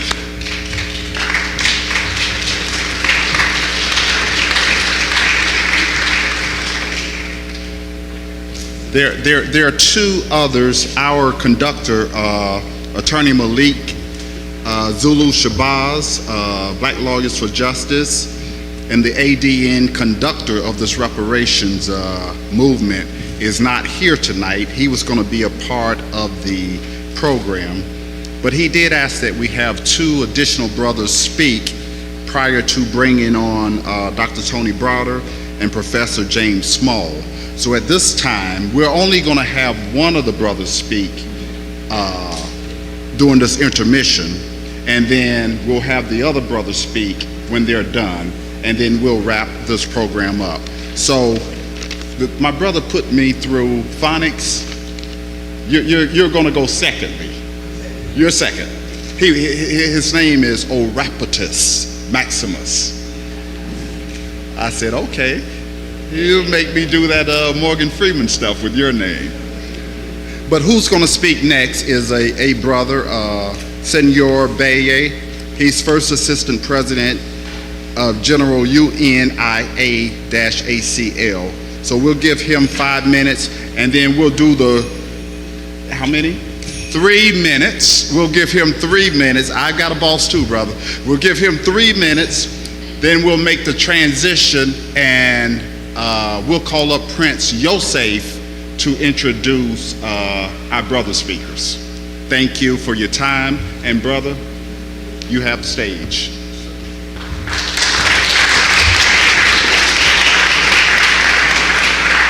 Honorable Silas Muhammad, to everyone present, particularly to this particular center, the Shaw Community Center, which used to be Lincoln Temple Church. It's not about me, he, or she, y'all. It's about we collectivity. If we really want to win our reparations, we got to connect our blacktricity. Africans at home and abroad are rising up. You don't have to check Urugu's news, but check out your own self. The Right Excellent Honorable Marcus Mosiah Garvey was absolutely clear. And I'm here to tell you, when we say UNIA, African Communities League, Rehabilitating Committee 2020, that's what we're doing. Our third Assistant President General lives in Sierra Leone, has been there for 15 years. Our second Assistant President General, we understand African women rule. That's my dear sister, Dr. Chinzara Kahini, out of the Virgin Islands. The President General is in Philadelphia, and I'm here in DC. This is my home ground. But what I want you all to know, that it's no reason for us not to understand that we have to deal with our internal repair, and that means we have to get the slavery out of our minds. We are spiritual beings having a physical experience on earth, but our spirit lives on forever, particularly those ancestors who paved the way for us. Not just Marcus Garvey, Amy Jocks Garvey, and African sisters, which all of us come through the African womb. We understand African women rule. If you look around the world, you'll see African women are coming into power all over the place. We say we got plenty of African nation states. We don't say country. We don't say countries in the big continent. All over the world, though, we are nation states. So regardless to whether or not we have formally put that together, as the Right Excellent Honorable Marcus Mosiah Garvey had the vision and was extremely clear, Africans must come together. We can work better together.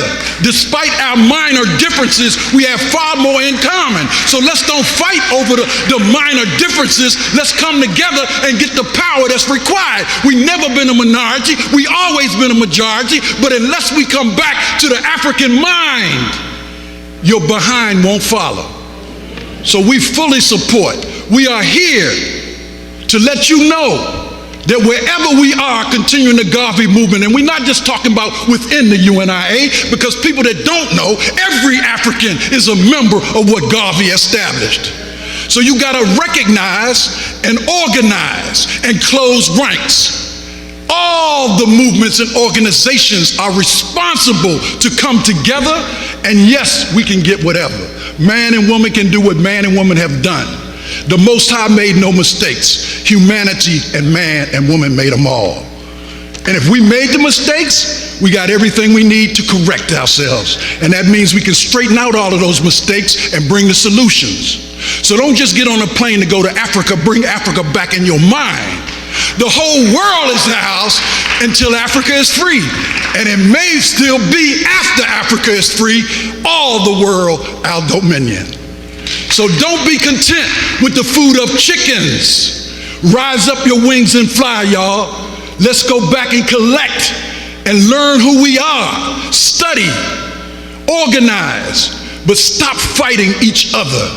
Urugu divided us at the Berlin Conference so we would not be united and organized. Kwame Nkrumah told us, Sekou Touré, Patrice Lumumba. Yeah, I'm wrapped right here, sir. Let me be clear. We have already won the war spiritually, but we have war physically. And until we understand that we have to use what we have to take back the power, don't ask them to give it to us. We're going to take reparations. One God, one aim, one destiny, one Africa.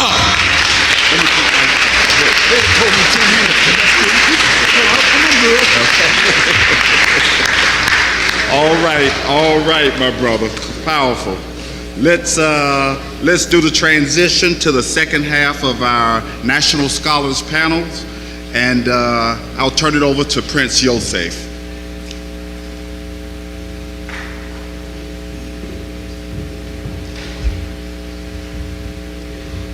Again, let's give another round of applause for all of those great speakers who mounted this rostrum. Time is of the essence, so I won't be long. But as a son of my mother, a Muslim follower of the Most Honorable Elijah Muhammad. As a son of my father, Hebrew Israelite, Prince Isiel, those two, irrespective to their religious persuasions, their personal journey to God and back to their Creator, they instilled in me what I am bearing witness to today, a people concretizing their identity to return back to the origin of the source of their Creator, which gives us an ultimate power of unity, which gives us the ultimate power that allows us to transcend whatever labels and whatever titles we had to take on to reach our destiny, but to ascend to a greater understanding. That's what we're witnessing right now. And as I bring up that one who will bring these great minds that are in our midst today, as I said earlier, you have to put these two in the line of those great men who were the trailblazers to understanding not just our Africanity, but understanding our history, not just so we can recite it, but we can make it applicable to our daily lives. I am so honored as I bring up Brother Uhuru. Please come up as he brings forth to bring up those two great luminaries, Dr. Tony Browder and Professor James Smalls. I thank you again.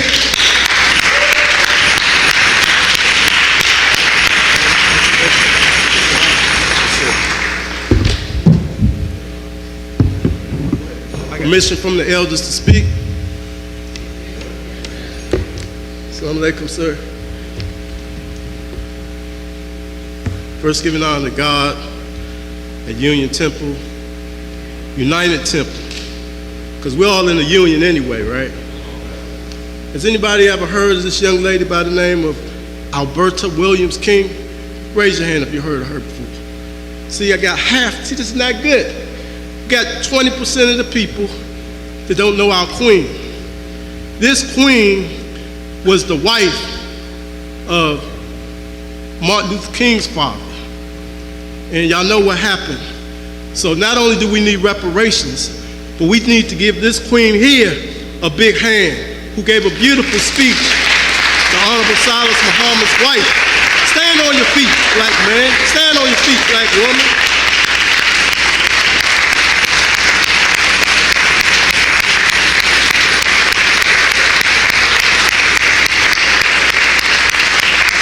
With the name of Allah, the Beneficent, the Merciful, the one God, whom all praise is due, the Lord of the world, I beseech you, my brothers and sisters, with the greeting words of peace.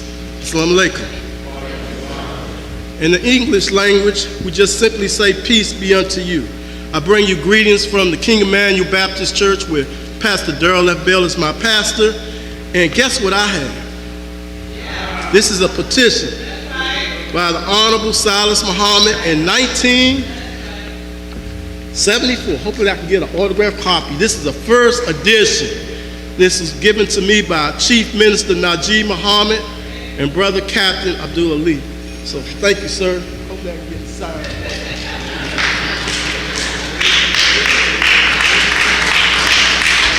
Yeah, I worked with Brother Hadari Abdul Ali at Pyramid Bookstore, and it was one of the top selling books.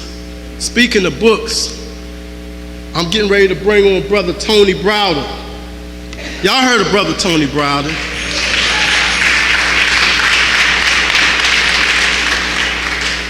He really needs no introduction. He's been putting in the work. He's been writing the books. His daughter's been writing the books. He's been traveling to Africa back and forth, doing the tour guides in Washington, D.C. And I also give you greetings from a brother by the name of Malik Zulu Shabazz. He is a great man. And he is, as Brother the Honorable Silas Muhammad would say, the conductor, Brother Malik. And he worked very hard this morning. We worked and we did a rally at the City One Bank, Capital One Bank, 1947 14th Street. And we're going to be there again tomorrow morning. So if y'all want to come join us, please come join us. And this is not a game. We want economic sanctions. We want economic sanctions. So your homework brothers and sisters, is to please listen to Reverend Dr. Martin Luther King's speech on April the 3rd, 1968. And he talked about the economic sanctions, telling people to take your money out their bank and put it in a bank that serves our best interests. I may have digressed, but I am going to let you know about this great brother by the name of Tony Browder. Brother Malik Shabazz sends his greetings. He is the founder and director of IKG Cultural Resources and has devoted 36 years researching ancient Egyptian history, science, philosophy, and culture. Without further ado, I present to some and present to others Tony Browder. Let us receive him.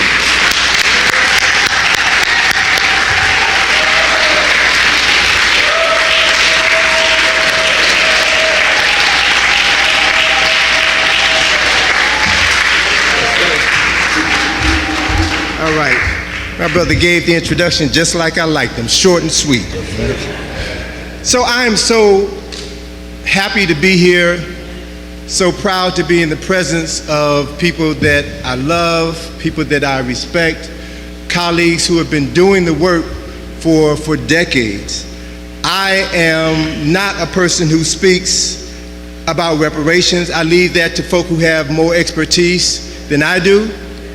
What I wanted to talk about specifically this evening is mental or spiritual reparations. These are things that we have within us, things that we control ourselves, things that we don't have to ask anybody for. It's simply a matter of turning to ourselves and doing the things that we have always had the capacity to do. So I was asked by Brother Malik to do a PowerPoint, because folk who know me know that I always use a lot of visuals. I'm an artist by training. I came into history kind of late in the game, but I'm an artist by training, and I do understand that visuals have a way of speaking to your subconscious mind and delivering more content than simply words can. So we're going to be doing a PowerPoint. Things are set up a little differently. The sister in the back is going to be controlling the images for me. I don't have a direct connection from my laptop, but we're going to make this work, and I'm going to be short and sweet so that we can bring on my dear brother Small and hear the message that he has to give us this evening. So the image that you see on the screen is an image that I'm going to drill down on a little bit more at the end of my talk, but it's a statue of Dr. Carter G. Woodson, and it's right around the corner from here. That statue is a statue that hopefully everybody will see tonight if I get my wish. So sis, can you hit the slide? Advance it. I'm going to have to tell her to advance it, and just hit it, and hopefully everything's in order. So what I want you all to note about this image of Dr. Woodson is that he's sitting on this pedestal and his hand is on a book. And the book symbolizes knowledge. And there's a quote above him that says, "Truth comes down to us from the past, then like gold washed down from the mountains." So in other words, what he's saying, what he's suggesting, what he is showing you in this image, truth is in books. And we have to have access to the books in order to get access to the truth. That's one of the reasons why when our ancestors were enslaved, it was illegal for us to read or write. Because if you can't tell your story, your children won't know what you've done. The truth is in the books. It was illegal for us to write or to read, because the truth is in books. So what I'm going to share with you are a series of images that speak to the power of knowledge that has always been here, hidden in plain sight. So those of you all who know me, who know of my Egypt on the Potomac field trip, know that this is a field trip that we've been doing for 36 years. Taking you around the city to show you that the essence of African history and culture and spirituality has been literally hidden in plain sight. And I've come to understand, after studying this subject matter, is that it's not simply a matter of white folk put these things here.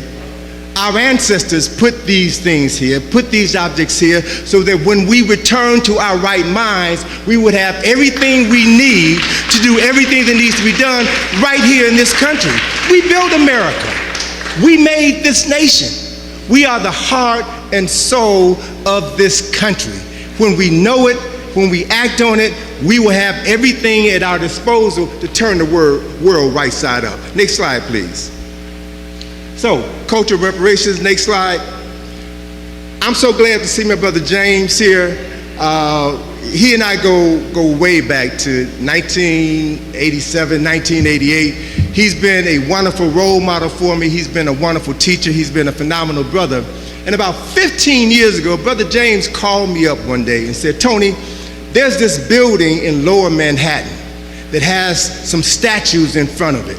And I know they mean something. I can't interpret them, but I know with your skills you can. So he brought me to New York and had me examine this building. It's the U.S. Customs House. It's in Lower Manhattan. It was built in 1907.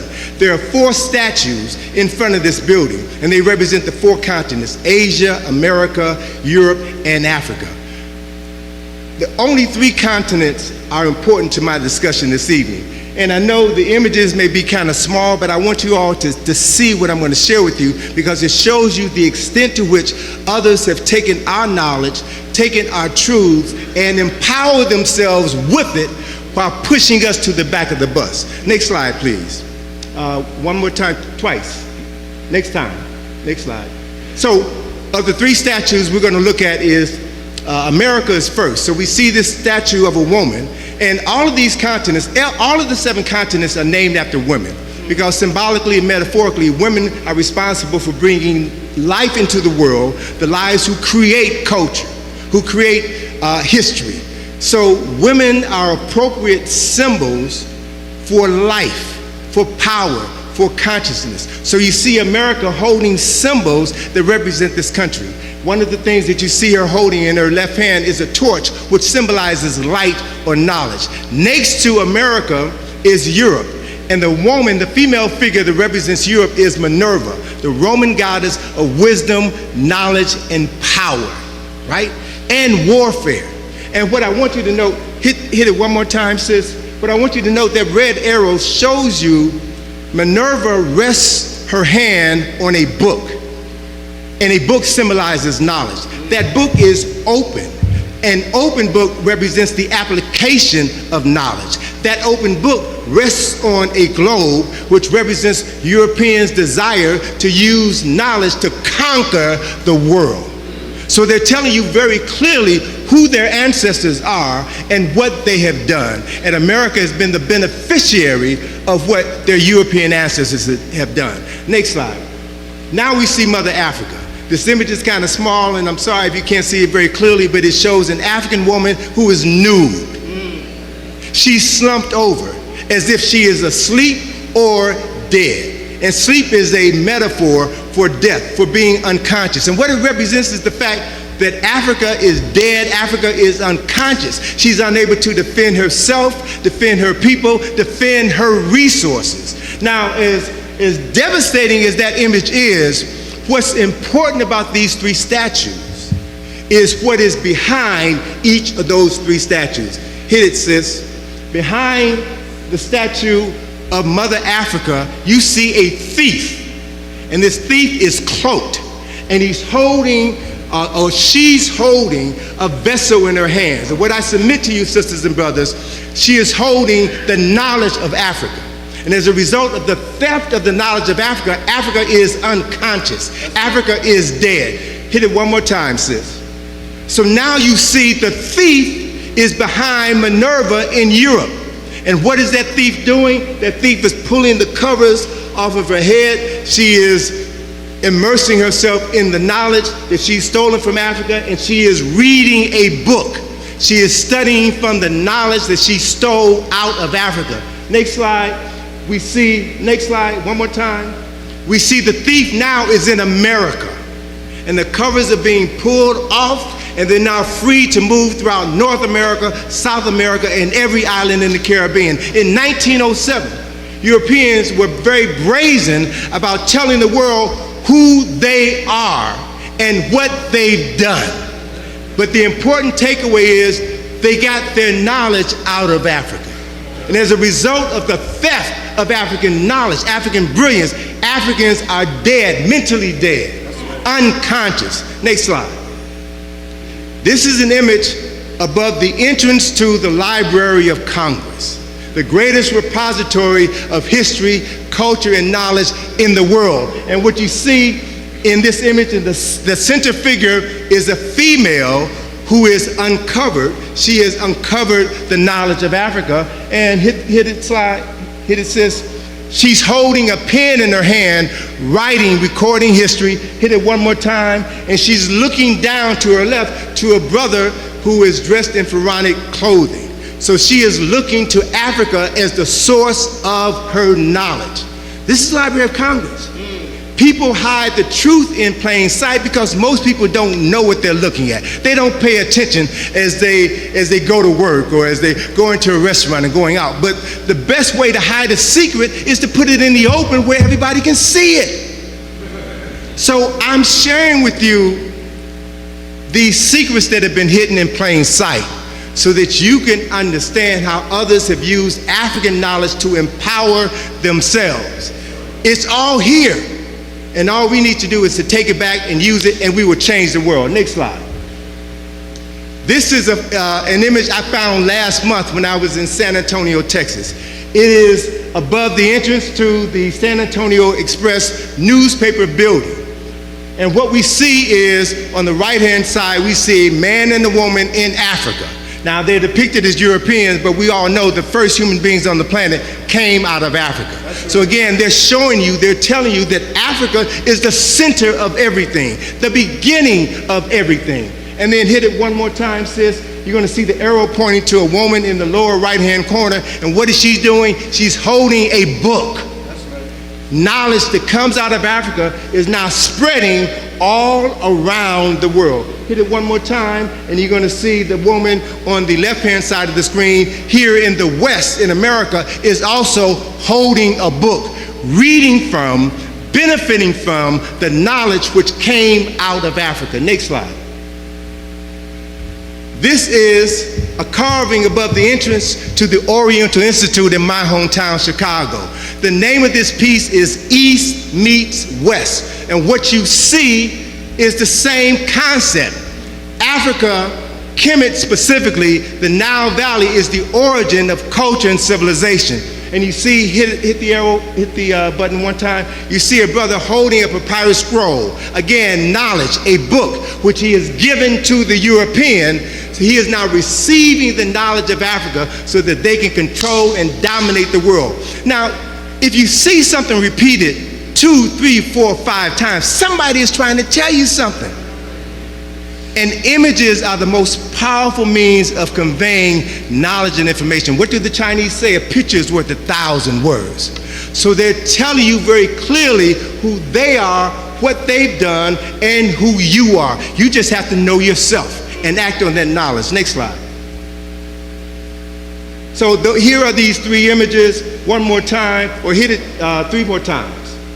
So I want you to think about these 3 images in the context of the thief at the U.S. Customs House who has stolen the knowledge out of Africa, brought it into Europe, and Europeans have used that knowledge to control the world. They've been telling us for decades, for centuries, who they are and who you are. Next slide. So this is a mural in the center of the dome of the Thomas Jefferson Building of the Library of Congress. This mural is called The Evolution of Civilization. Next slide. What it shows you are the 11 epochs of civilizations which contributed to the development of the United States of America. It begins with Egypt. And what you see here, hit it 4 times for me, sis. What you see are arrows pointing to Egypt gave the world written records, and you see this European Egyptian holding a tablet, knowledge carved in stone. Below that you see papyrus scrolls, knowledge written on paper, and then you see the figure that represents America is trying to create something, trying to produce something. He's holding a book in his hand, and he's trying to solve this problem as he looks to Africa as the source of all knowledge. So they understand very clearly the Kemet, Ancient Egypt is the oldest documented civilization known to mankind. 3,000 years of historical documentation. The greatest record of human accomplishment in history, and it's ours. That's right. We need to know that it's ours. Next slide. So, jumping into the work of our scholars. Next slide, please. Sheikh Anta Diop, who is the scholar supreme. Sheikh Anta Diop said the history of Black Africa will remain suspended in air until, and cannot be written correctly until African scholars dare to connect it to the history of Egypt. It was 50 years ago in July, next slide, 50 years ago in July when Sheikh Anta Diop and his protege, Teofilo Obianga, met in Cairo at the Cairo Symposium to answer the question once and for all who the ancient Kemites were, and they proved beyond a shadow of a doubt that they were indigenous African people. But that information from that conference was never presented to the general public. The knowledge can be hidden from the world by not publicizing it, by not publishing it, right? Next slide.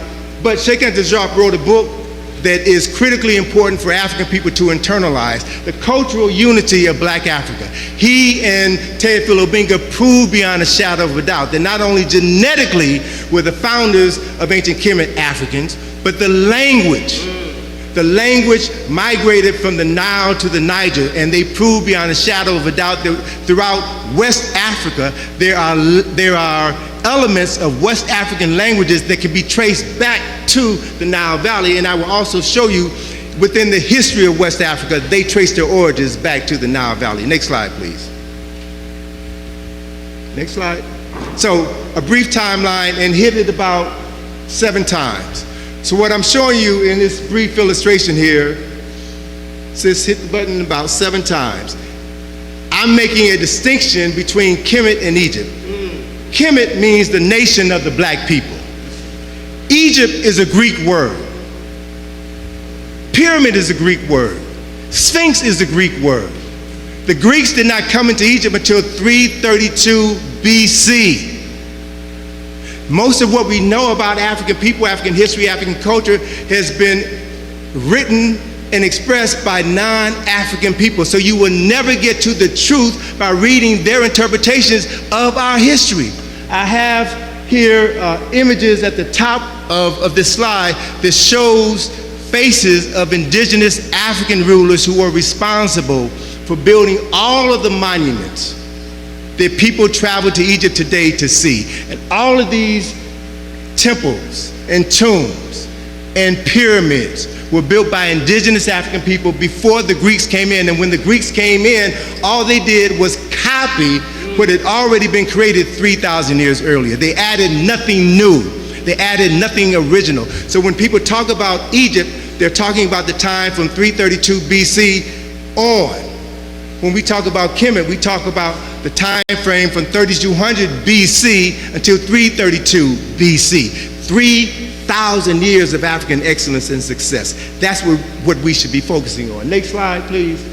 Anwar Sadat, when he became president of Egypt, said that he was the first true pharaoh in modern times. His mother was Nubian. He knew that the people classified as Nubians are the descendants of the original inhabitants of this great culture and civilization. Next slide.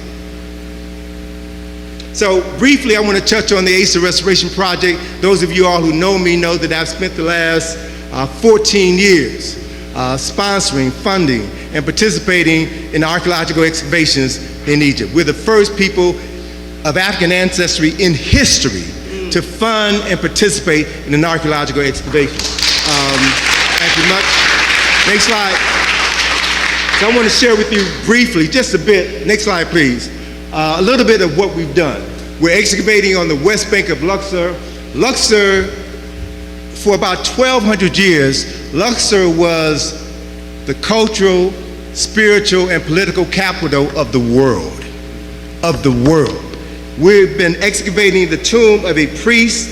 It's a 2,700-year-old tomb of a priest named CARICOM, and we've excavated in that particular tomb 2,700 tons of debris, right? And in this excavation process, we found over 34,000 fragments, pieces as small as my thumb to pieces as big as an automobile. Every single fragment had to be cleaned, had to be labeled, had to be used to reconstruct this tomb. And the next slide shows you a reconstruction of the last part of this tomb. Tedious work, but it's the most important thing I've ever done in my life, because it's given me an opportunity to get access to information that I never would have gotten in my life. Next slide, please. So, hit it one more time. So these are images of 3 Cushite priests whose tombs we have excavated: CARICOM, Karabashkin, and Najee. We started off 14 years ago with 3 tombs. We ended our season last year with over 40 tombs. What we found, next slide. What we have found is the largest Cushite settlement in Luxor, or Waset. So this is a recreation of Karnak Temple. Karnak Temple is the largest temple complex in the world, larger than the Vatican. And these 3 priests ran Karnak Temple. There's also, hit it one more time, there's also the image on the far right is the image of a young brother named Harem Aket, who was the brother of CARICOM, the younger brother of the brother on the left. He was the chief priest at Karnak Temple, which was the abode of Amen. Have you all heard that word before? Amen. Amen is an ancient African word that identifies the unseen presence of God Almighty. And these men were responsible for maintaining this sacred edifice, which allowed them to literally say the words to call down the presence of God Almighty, so that the Spirit of God could inspire the 83,000 men and women who worked in this temple complex. So it's important to know this so we can give African people their due. We've got the documentation. We've got the proof. Next slide. These Cushite men were buried in Kemet, but their ancestors were buried in Kush, several hundreds of miles south in Sudan. What's important to note is that there are more pyramids in Kush than there were in Egypt. And every single one of the pyramids in Kush had the tops knocked off, were destroyed. Why? Because of a European explorer by the name of Giuseppe Fellini, who in the 19th century came into Kush looking for gold. And he found the tomb of a Kushite queen. And then he wrote a book about his exploits. And in this book, he lied and said that these Kushite nobles buried their gold at the tops of the pyramids. So that caused a swarm of Europeans from France and Germany and England and Italy to descend on Sudan and knock the top off of every Kushite pyramid. Over 300 of these structures, erasing our story. Next slide, please. So during this process of excavating, we found some incredible things. And hit it 2 more times, sis. Every time we find a tomb, this is what's so critically important about this work. Every time we find a tomb, we find the name of an ancestor who was lost to history. And so what we do is what they did. They knew that these tombs were built in order to help the living remember their ancestors. And so there's a statement here from the Book of Ani, a 19th dynasty papyrus, that says, "Pour libation for your father and mother who rest in the valley of the ancestors. The Neteru will witness your actions and they will be pleased. Do not forget to do this even when you're away from home, for as you do this for your ancestors, your children will do it for you." Right? So this process of libation is an African process which connects us to the unseen and brings us together as one. That is the reason why we're still here, brothers and sisters. That's the spiritual connection that Brother Senghor was talking about. Our enemies, our oppressors, lied to us and told us that this was pagan, this was voodoo, this was nonsense. Why? Because they know that if they can separate us from the power of the ancestors, they can continue to control us. We are the ones who have the capacity to reestablish those connections and to be the vessels through which our ancestors will live, breathe, speak, and do their best work. Next slide. So, of all the work that I've done over in Egypt, the most significant event occurred, hit it one more time, sis. The most significant event occurred on September the 28th, 2016, when I visited two tombs right near the Temple of Hatshepsut. These are tombs, I'm telling you, will never be open to the public. They will never be open to the public. I was fortunate to go in, to walk through them, to study them, and as Brother James knows, whenever I walk into a space, I'm observing everything. I'm downloading information about everything that I see. And when I looked up, hit it two more times, sis. When I looked up at the ceiling of two tombs, a 25th Dynasty tomb and a 26th Dynasty tomb, I saw the image on the left-hand side of the screen. That is the image of the Akoma Sankofa symbol. So I can now prove beyond a shadow of a doubt that these Adinkra symbols originated in Kush. They originated in Kush. And it's important that this image will be at the entrance to the tomb because it reminds those who were coming in and out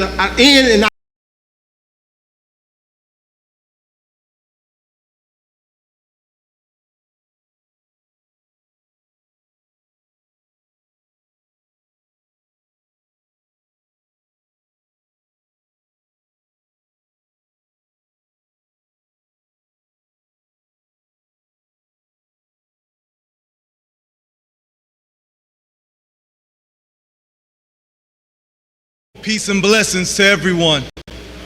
I want to first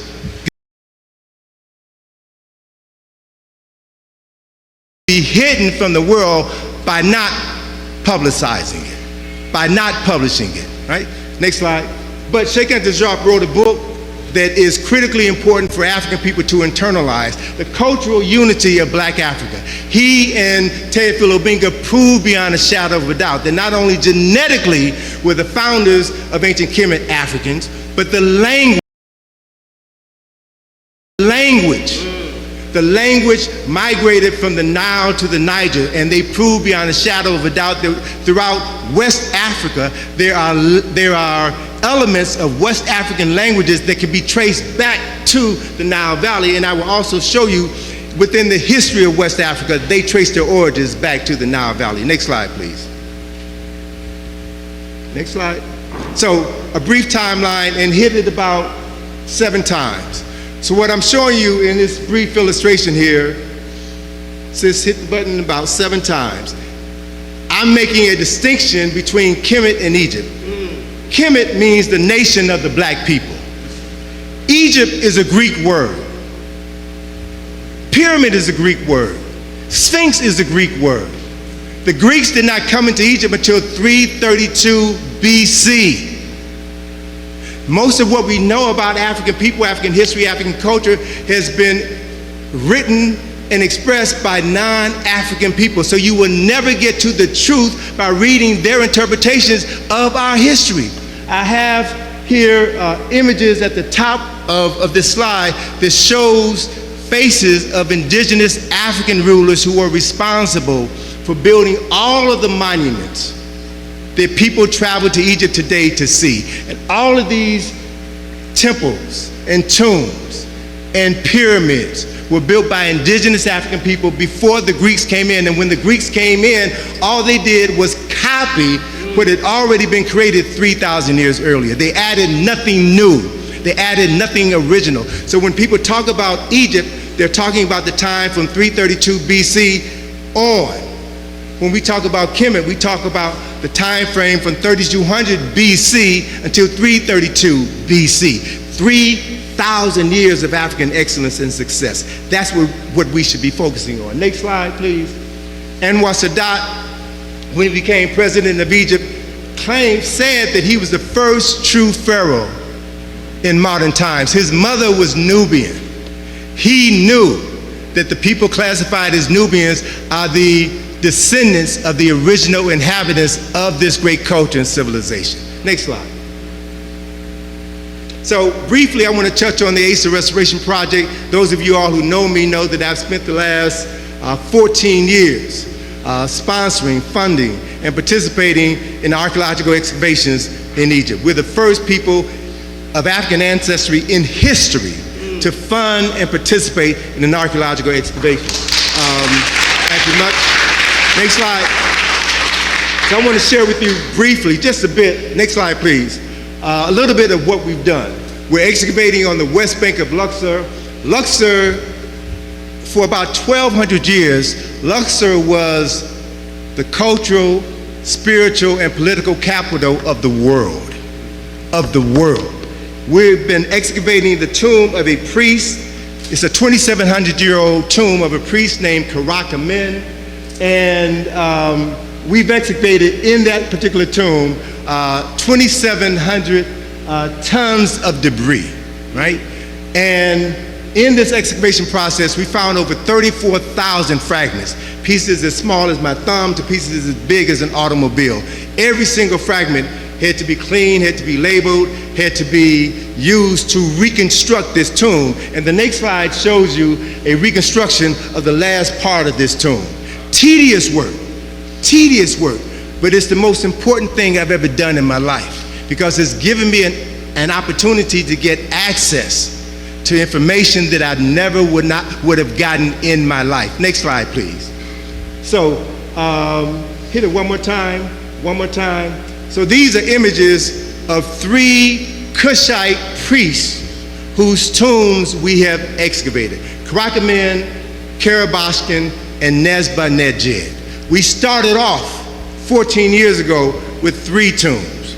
We ended our season last year with over 40 tombs. What we found, next slide.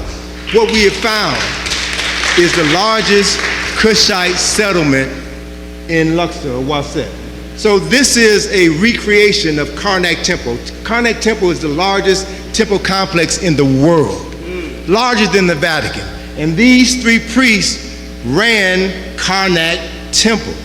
There's also, hit it one more time, there's also the image on the far right is the image of a young brother named Harem Aket, who was the brother of CARICOM, the younger brother of the brother on the left. He was the chief priest at Karnak Temple, which was the abode of Amen. Have you all heard that word before? Amen? Amen is an ancient African word that identifies the unseen presence of God Almighty. And these men were responsible for maintaining this sacred edifice, which allowed them to literally say the words to call down the presence of God Almighty, so that the Spirit of God could inspire the 83,000 men and women who worked in this temple complex. So it's important to know this so we can give African people their due. We've got the documentation. We've got the proof. Next slide. These Cushite men were buried in Kemet, but their ancestors were buried in Kush, several hundreds of miles south in Sudan. What's important to note is that there are more pyramids in Kush than there were in Egypt. And every single one of the pyramids in Kush had the tops knocked off, were destroyed. Why? Because of a European explorer by the name of Giuseppe Fellini, who in the 19th century came into Kush looking for gold. And he found the tomb of a Kushite queen. And then he wrote a book about his exploits. And in this book, he lied and said that these Kushite nobles buried their gold at the tops of the pyramids. So that caused a swarm of Europeans from France and Germany and England and Italy to descend on Sudan and knock the top off of every Kushite pyramid. Over 300 of these structures, erasing our story. Next slide, please. So during this process of excavating, we found some incredible things. And hit it 2 more times, sis. Every time we find a tomb, this is what's so critically important about this work. Every time we find a tomb, we find the name of an ancestor who was lost to history. And so what we do is what they did. They knew that these tombs were built in order to help the living remember their ancestors. And so there's a statement here from the Book of Ani, a 19th dynasty papyrus, that says, "Pour libation for your father and mother who rest in the valley of the ancestors." The Neteru will witness your actions and they will be pleased. Do not forget to do this even when you're away from home, for as you do this for your ancestors, your children will do it for you. Right? So this process of libation is an African process which connects us to the unseen and brings us together as one. That is the reason why we're still here, brothers and sisters. That's the spiritual connection that Brother Senghor was talking about. Our enemies, our oppressors, lied to us and told us that this was pagan, this was voodoo, this was nonsense. Why? Because they know that if they can separate us from the power of the ancestors, they can continue to control us. We are the ones who have the capacity to reestablish those connections and to be the vessels through which our ancestors will live, breathe, speak, and do their best work. Next slide. So, of all the work that I've done over in Egypt, the most significant event occurred, hit it one more time, sis. The most significant event occurred on September the 28th, 2016, when I visited two tombs right near the Temple of Hatshepsut. These are tombs, I'm telling you, will never be open to the public. They will never be open to the public. I was fortunate to go in, to walk through them, to study them, and as Brother James knows, whenever I walk into a space, I'm observing everything. I'm downloading information about everything that I see. And when I looked up, hit it two more times, sis. When I looked up at the ceiling of two tombs, a 25th dynasty tomb and a 26th dynasty tomb, I saw the image on the left-hand side of the screen. That is the image of the Akoma Sankofa symbol. So I can now prove beyond a shadow of a doubt that these Adinkra symbols originated in Kush. They originated in Kush. And it's important that this image will be at the entrance to the tomb because it reminds those who are coming in and out of this tomb to remember your ancestors. Come into this sacred space, not just to worship somebody who died, but to study their lives. Read their stories carved on stone so that you can know what they knew and ultimately you can become them. That's what it's all about. Next slide, please. So, 2 days, synthesizing all of this information. I've had some phenomenal experiences over the last 44 years that I've been traveling to Egypt, and more specifically over the last 14 years that we've been participating in this excavation. And I'm at the point now in my life where I can begin to put the pieces of all of this knowledge together, and it makes more sense now than ever before. And this is what I want to share with you. This is what I want you all to know. This is what I want you all to understand, because we're reaching an inflection point in American history and world history.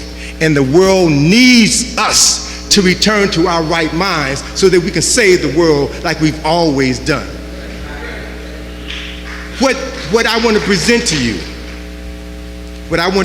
you, is a theory that is rooted in fact, and I'm pulling together the data now to substantiate this. There were, hit it one more time, sis. The image on the right, the book on the right is a book that was written by a colleague of Sheikh Anta Diop, a brother by the name of Abubakar Lam. The book is called Paths from the Nile. And what it documents are 6 migrations of African scholars, teachers, healers, mathematicians, and astronomers from the Nile River Valley to the Niger River Valley. 6 migrations between 660 BC and 560 AD. And as a result of these 6 migrations, Africans were able to bring their cargo of knowledge from the east to the west and help jumpstart culture and civilization and spiritual traditions and mathematical traditions within West Africa. Now process this. Stay with me for a minute because I want you all to verify whether or not I'm losing my mind or whether or not I found my mind. If you really understand what this process is all about, what our ancestors knew, and Brother Senghor hit on it, these ancestors knew that there is no death. There is this thing called the Rahim Mesu, the repetition of the birth, and that we come back. And it's important to leave knowledge, to leave documented knowledge for the souls that are coming after you and more specifically for your soul when it comes back. All of this is for us. So if our ancestors knew that the Nile Valley was going to fall, and they made sure that certain information would not fall into the hands of the coming invaders, and they sent it west to jumpstart civilizations in the west, then they had to have known that those Africans living in the west were going to fall. They had to have known that, and that the Africans and the knowledge encoded within their minds, encoded within their DNA, was going to be brought across the Atlantic Ocean to North America, South America, and every island in the Caribbean. So we are the key, we're the linchpin to this process. Follow this, next slide. So, next slide, one more time. So, the National Museum of African American History and Culture opened 2 days before I made this revelation, right? And what's important to understand about this building is that it represents the concepts that African heroes and sheroes have been talking about for centuries. Sister, hit it 2 more times. Kwame Nkrumah said that we are African not because we were born in Africa, but because Africa was born in us. So we need to understand very clearly that we carry the DNA of West Africans and East Africans in our genetic memory. It's more than just physical DNA. We carry the memory of all of these ancestors, and all that we have to do now is to unlock these memories, and we will know what they knew. That's the key. That's why the ability to read, to write, to reason was kept from us, because they knew if we ever came into our right minds, game is over. Game is over. That is the mental reparations that I'm talking about. You don't have to beg anybody for anything because you already got it in you. Next slide, please. One more time, sis. So, I'm winding up, but I want to show you what's coming. We got some stuff in the pipeline that we'll be sharing with the DC community in the fall. The National Museum of African American History and Culture. Biden was there today, right? Extolling the virtues of black folk, talking about the contributions that we've made to America, right? This building, the exterior of this building is called the Corona, which means crown. And the inspiration for this building, next slide please, the inspiration from this building came from a caryatid, a Yoruba shrine post. David Ajay, the Ghanaian British architect who designed the exterior of this building, was inspired by this shrine post, which has 3 inverted pyramids atop his head. And so the exterior of the National Museum of African American History and Culture is comprised of 3 inverted pyramids, which means if you understand the symbolism expressed in the architecture of this building, if it's modeled after a Yoruba shrine, it means that this building is more than a museum, it is actually a shrine house. It's a shrine house. And if you come into this building with the right consciousness, you can access the ancestors whose spirits are moving in this sacred space. Next slide, next slide. Follow this, follow me. Follow me and understand how the ancestors have been working through these architects to design something that nobody expected them to do. So, hit it one more time, sis. I want you to notice the angle of the corona. The angle of the corona is 17 degrees. He designed it to be 17 degrees so that it would match the angle of the pyramidion of the Washington Monument, which is 73 degrees, to show symbolically and metaphorically East Africa and West Africa are the same, are one. Very strategically, he put that symbolism there, and those with eyes to see will see it. Next slide, please. Next slide. So everybody knows this, and if you've done our Egypt on the Potomac field trip, you know that that monument was not actually dedicated to George Washington when Masons opened it in, I think, 1888. It was actually dedicated to a czar.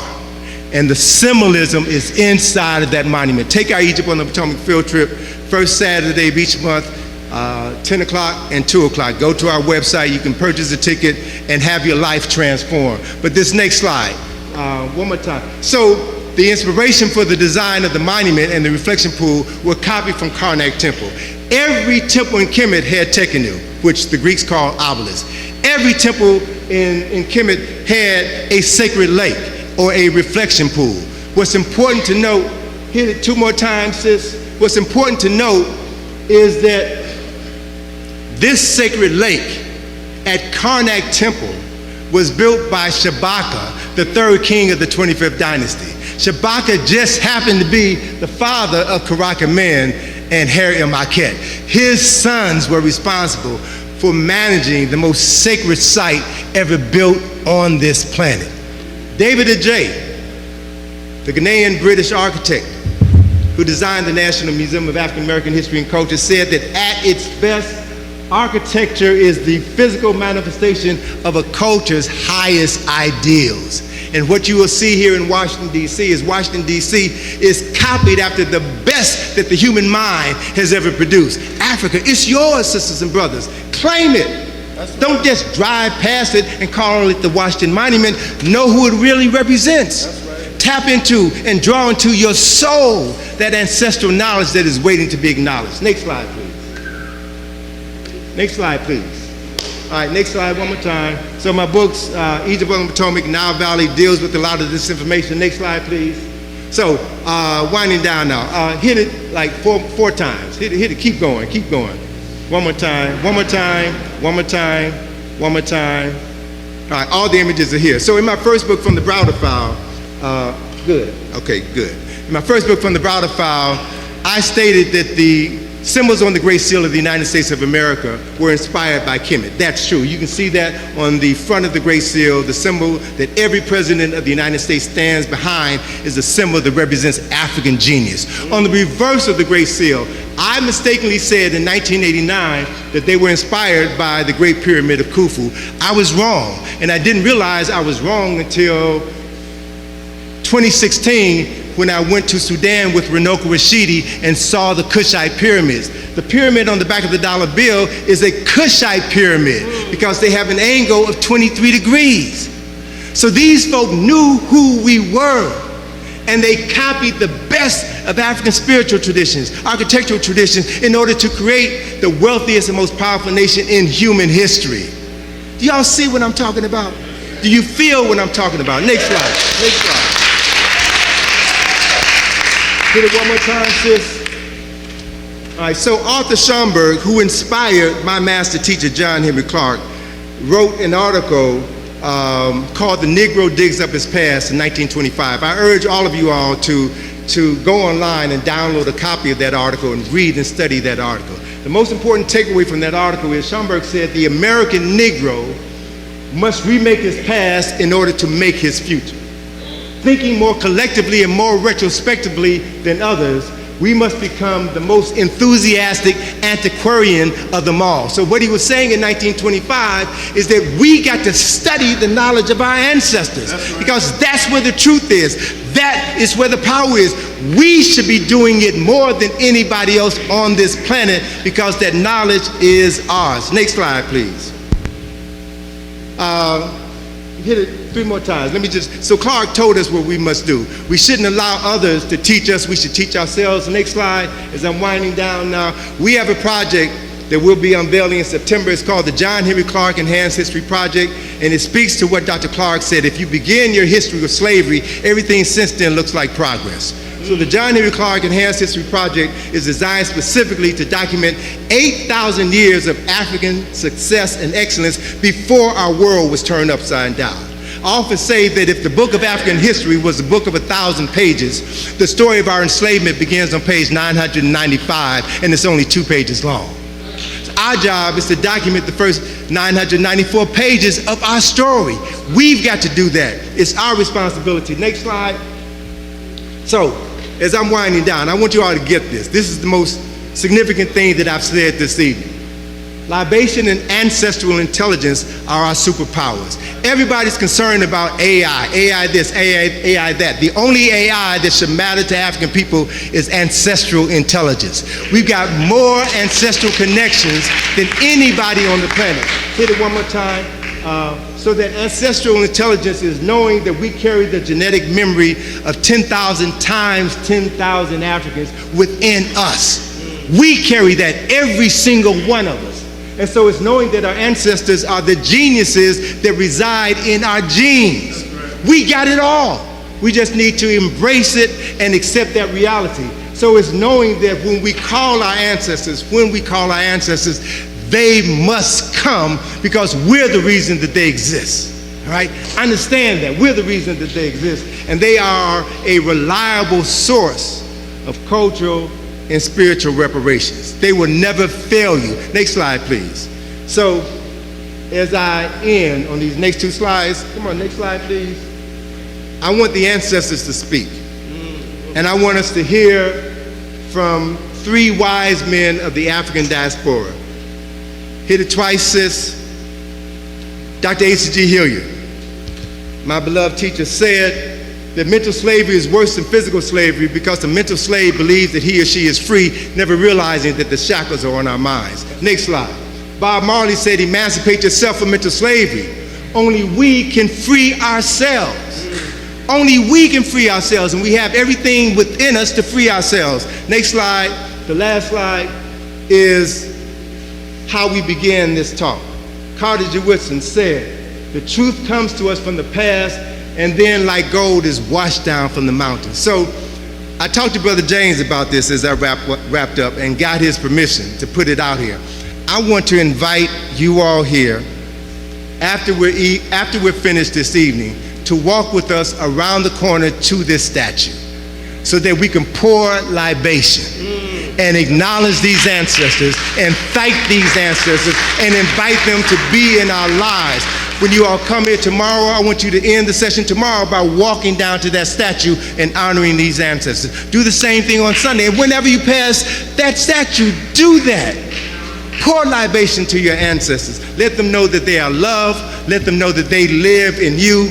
And let them know and the world know that you're ready to continue their work. Thank you very much. Please let's give a loud round of applause to our beloved historian, master teacher, Dr. Browder. Thank you so much, sir. Very briefly, we're going to continue with the program. That's a quick message to ensure that you come back. I have our FOI is on the job right now. We got 3 plates, and we don't want you to get told or to get a ticket. You're parked in a parking spot that is reserved for the residents over here. So it's a New York plate, Nissan Altima silver, North Carolina plates, Nissan Altima is a darker color, and the last one is a Hyundai Sonata black with the Virginia plate. So if you own one of those 3 cars, please, to ensure you don't get a ticket or toll, let's go ahead and move that. New York plates, Nissan Altima is a silver color. North Carolina plates, it's a Nissan Altima as well. It's a darker silver color, gray. And then the Virginia plates, Hyundai Sonata, black. Everybody got that?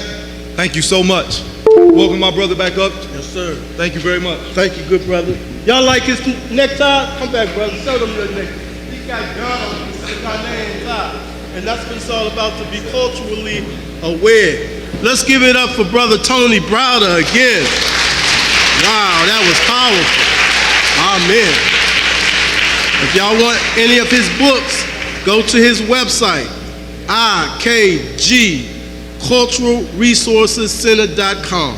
ikgculturalresourcescenter.com. ikgculturalresourcescenter.com. And the book that I liked the best, Brother Tony, was The Browder File. But just keep doing your work, you and your daughter, Sister Atlantis, and may God continue to bless you, sir. I'm going to do a little bit of call and response. Is that all right? Is that all right? All right, everybody say Professor James Small. Professor James Small. Professor James Small. That's his website. So y'all can't miss that. Professor Small is the chief historical consultant of MGM Godfather of Harlem TV movie series starring Forrest Whitaker. I'm not going to read it, brother. I'm not going to read it. I just want to let them know that we love you. Don't we love Professor Smalls? I'm just going to read one thing. Professor James Smalls is a scholar, activist, dynamic speaker, as you'll hear, and organizational consultant. He is a CEO of Santa Large Enterprise, Ghana, CEO and president. And y'all know Malcolm X's birthday is tomorrow, right? Sunday. Is it the 19th? It's the 19th. Okay, thank you, brother, for correcting me. So this brother's going to highlight everything, but please remember this last thing. Professor James Small. Here you go. Thank you. Love you, brother. Yes, sir.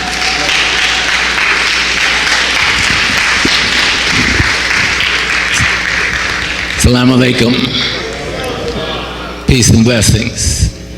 Now, this year will be the 59th year that we pay tribute to Malcolm's spirit. And to you, my great father, brother, teacher, we know there can be no Malcolm spirit without the Honorable Elijah Muhammad's spirit. So I've always, even though I was the imam of Muslim Mosque Inc. after Malcolm's assassination for 18 years. So I got the opportunity to try to teach both tracks. Now I'm kind of like the invisible man, because most people didn't know I was a Muslim, but during that period of time. Coming after Tony is the most impossible thing anyone could do to any human being, so I left my folder of notes on the chair, okay? That was extraordinary, Tony. That was an extraordinary presentation. So I want to see what the Spirit is going to ask of me to give to you concerning reparations. But I just want to tell you a couple of things. I just returned from Ghana last week. Some people may have heard that someone, Tony wiped them out. I don't really need them. Someone put a bar and a restaurant in the Elmina slave dungeon. So I wrote a petition and circulated around the world to the presidents. We did a few other things. We put some heat on the government. And so I went over to Ghana to meet with the ministry and to meet with some of the parliamentary people to say, undo this, or we're going to come and undo this, and that's not going to be good for you. So they asked us to give them some time, and today I did get a call. They feel they found a resolution to the situation, and on Monday the government will announce that resolution. Second thing, because Tony laid out so much, and some of this is going to be for our father, America, when I was about 21, I was taking this beautiful young girl, Georgette Miller, to the prom, her prom. But I had no money. 21 in those days, you broke, right? So there was two brothers who always sat in the car in front of our stoop in Harlem, and they were always very courteous to the young guys. So they says, aren't you taking doll baby to the prom? I said, yes, sir, but I ain't got no money for no tuxedo. They said, get in the car. So I got in the car, they drove me to the Bronx, and they rented me a tuxedo and some patent leather shoes, and I was looking good, cummerbund, the whole nine. And I found out the two brothers were Prince Hall Masons. See, there's something we miss, even I missed it early on, about what we built in America that we didn't know that we built. But what happened, I was a Muslim, but they didn't know that, because I was like a well-kept little secret. As Imam, I became Hajj Amin Shaheed. I went to Mecca around 74, that time period. But the men saw me about 3 weeks later and wanted to make sure that I take the tuxedo back, that I take the shoes back, that I did all the things to make sure their money wasn't wasted. And I told them I did.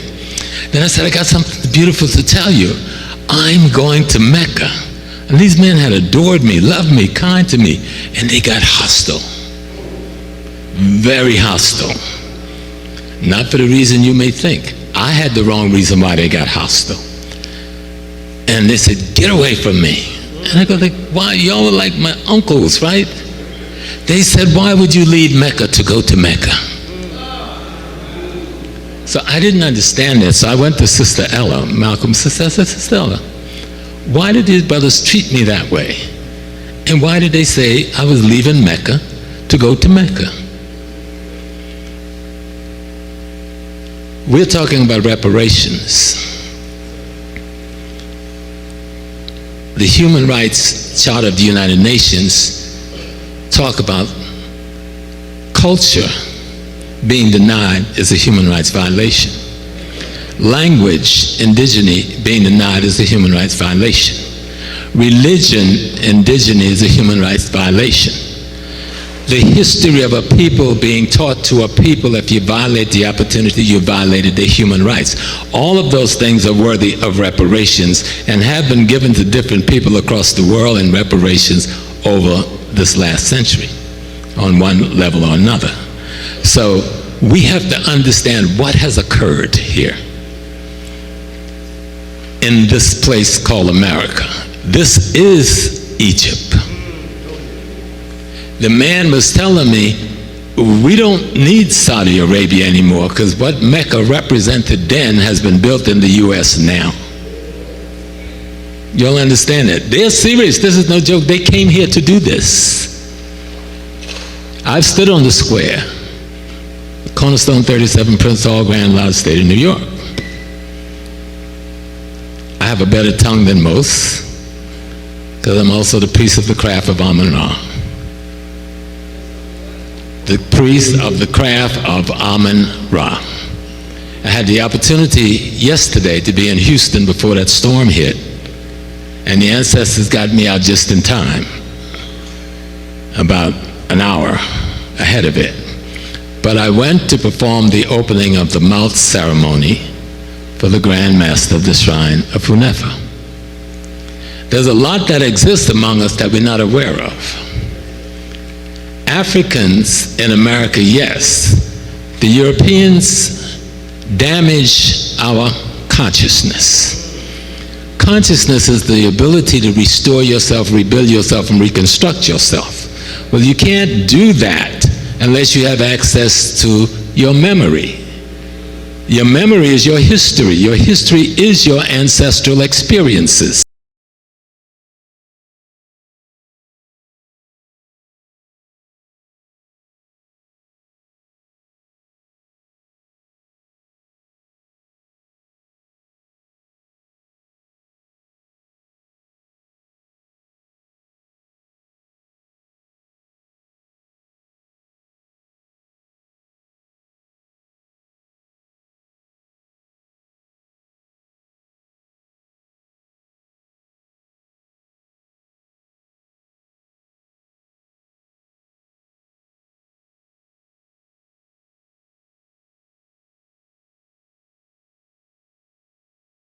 Peace and blessings to everyone. I want to first give a round of applause to all of you for our first day of the National Reparations Convention here in Washington, D.C. Give yourself a round of applause.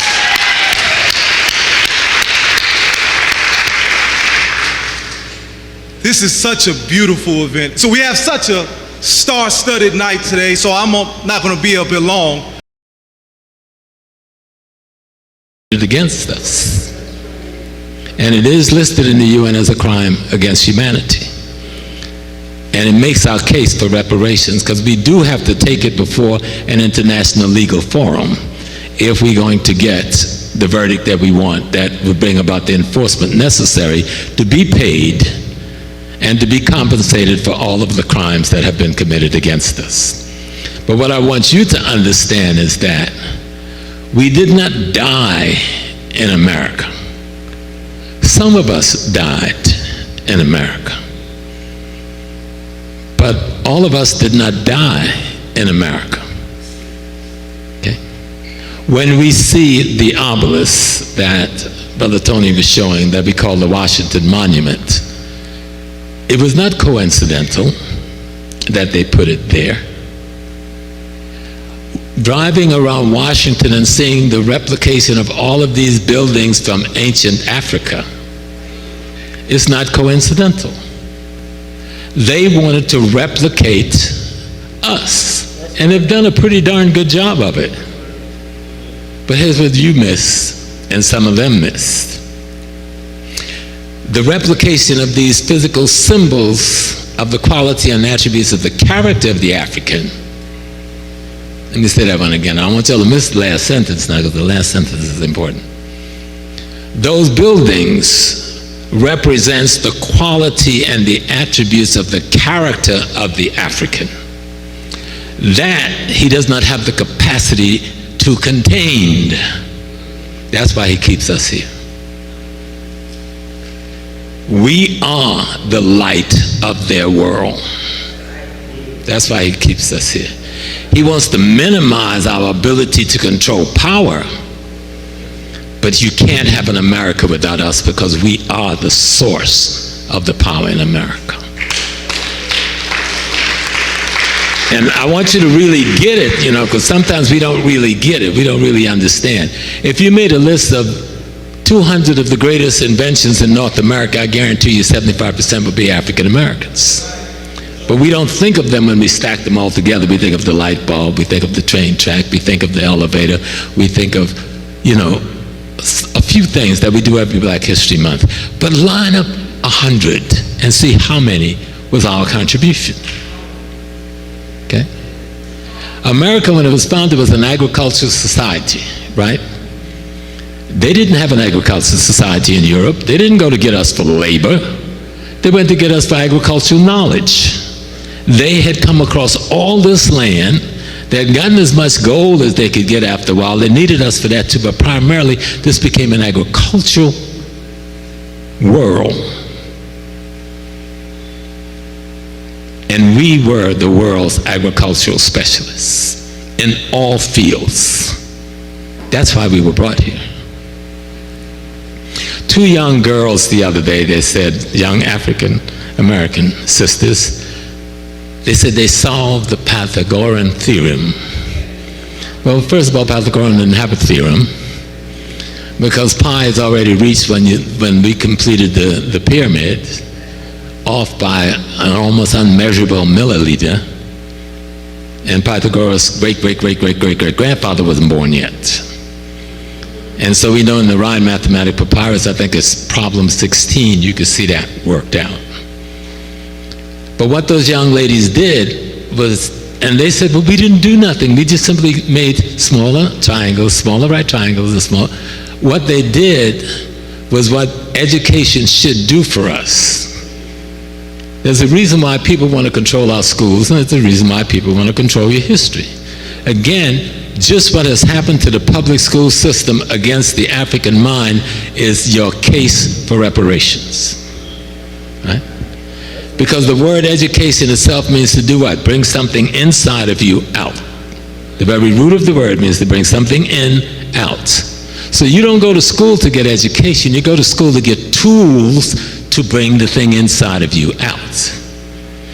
The same 7 liberal arts they use in schools today and won't teach to us is the same 7 liberal arts you'll read about in Stolen Legacy that was used to build Kemet. There is something inside of you that these tools, when appropriately applied to your consciousness, allow you to bring out of yourself. Before I started saying we're God having a human experience, the Nation of Islam was saying we were gods.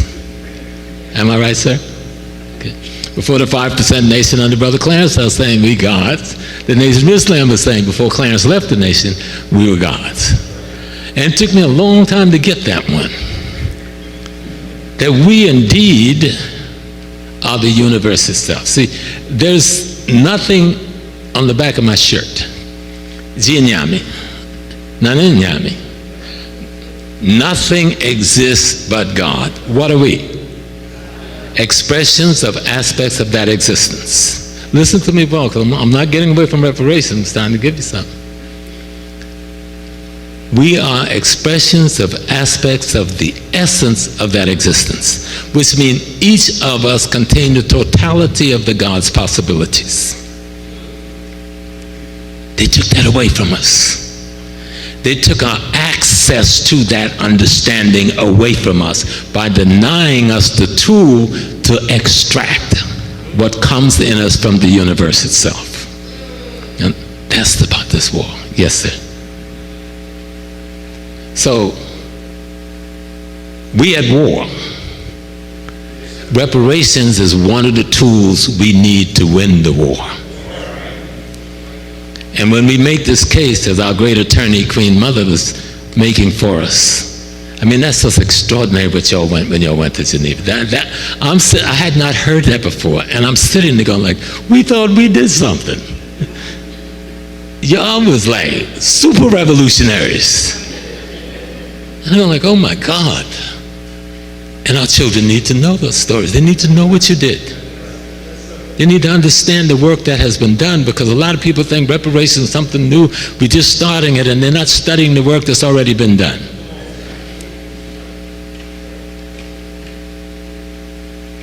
The greatest crime that was committed against the African is to take away the African's memories. Now, they didn't take away all of our memories. A lot of us still got memory. But we're not individuals.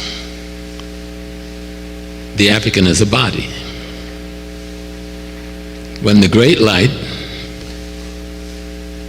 wanted to express itself in the world, it doesn't express itself as the Great Light.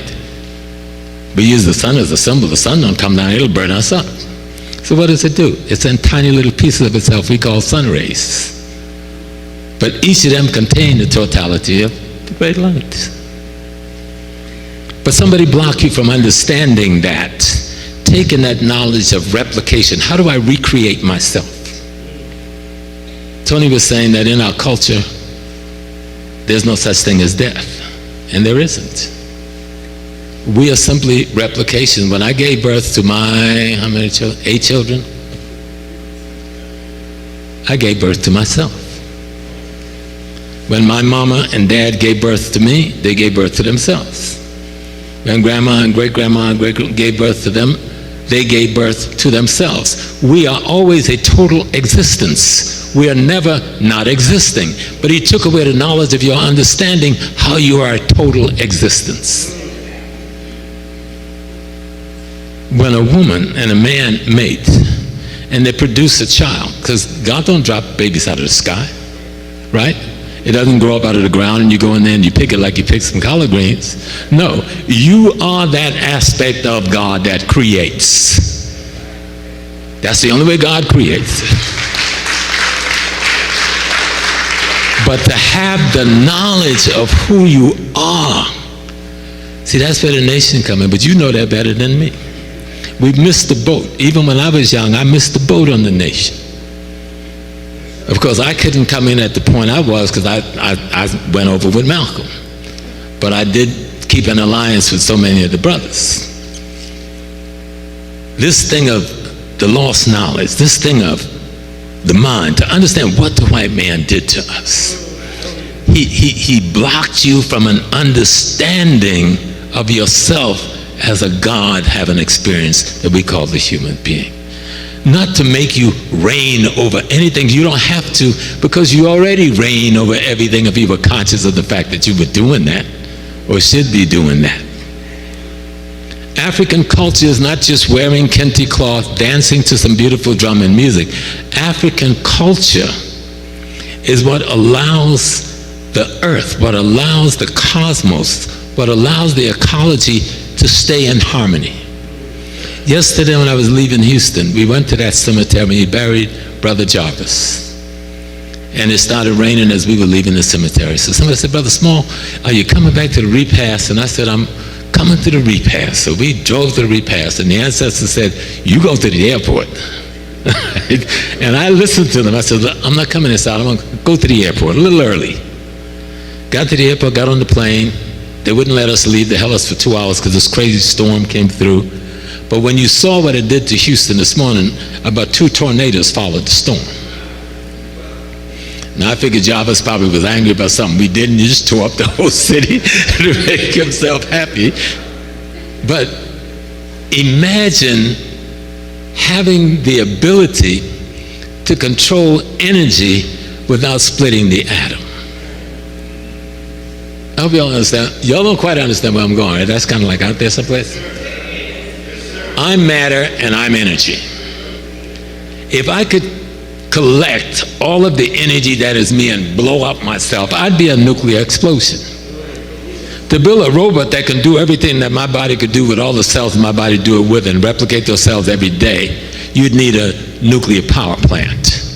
But the sun is our nuclear power plant. The energy we get from the food is that nuclear power plant.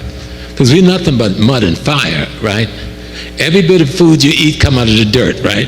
And it absorbed, whatever seed you put down, it absorbed the minerals of the dirt. So you're dirt, and then you absorb all this energy of the sun, so your energy, but you're getting energy from Mars and Jupiter and every place else. We are the universe.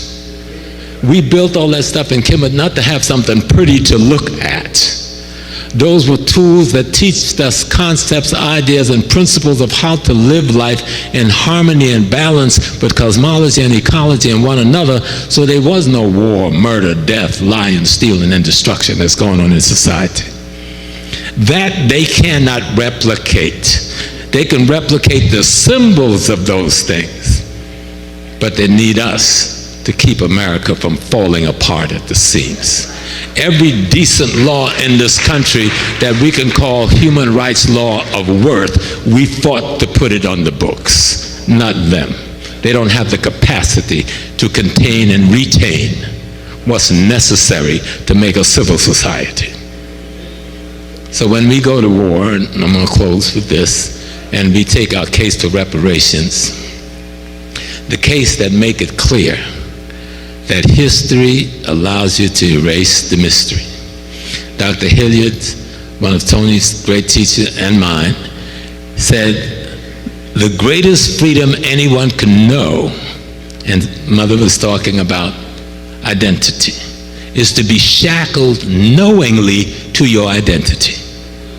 The greatest freedom that anyone that can know is to be shackled knowingly to your identity. And he's chopped that chain and unshackled us from our identity. That's why Afrodescendants, at first I was kind of like, I want to throw African in there, but I listened to it after the last conference real well, right? And I was like, that makes sense. Because it includes all of us as we are scattered all around. Our identity isn't just the language we speak. Because remember, every language is like a ship, right? It carries the information of that group of people for that time period that were in that location, functioning in that way. See, I would have a contention, I wouldn't contend with Tony because I love Tony too much, but I'm the eldest, so I can contend a little bit, that we went from West Africa to East Africa and built Kemet. And when the invaders came, we returned to the ancestral lands and went back to West Africa and rebuilt new civilizations again. And so when we were brought here to this country, and I'll conclude it with this, because we don't think of it deeply, and when we try to think of brothers like Prince Hall and Richard Allen and Martin King and Adam Clayton Powell and David Walker and realize, oh my God, all those brothers were Prince Hall Masons. What's with that? What was that all about? What body of knowledge that they understood that allowed them to tell the White Lodge in America, I can show you a charter, can you show me one? And no White Lodge in America can show a charter from the Grand Lodge of England, none. They have been, the Lodge from England set up their lodge, but they can't stand on that. And even if they could, 33 is just walking in the door. Yes, you can't reach 360 until you're laying prone, but you get there at the day you say goodbye and say, I got to transition and come back again. I put this out there for some who hear me. Do you hear me, those who hear me? Okay? Because we built America. It was never the church itself that was the great force. It was those societies of secrets that African men and women had who ran the church that made it a great force. And those societies never died when they drove us out of Kemet.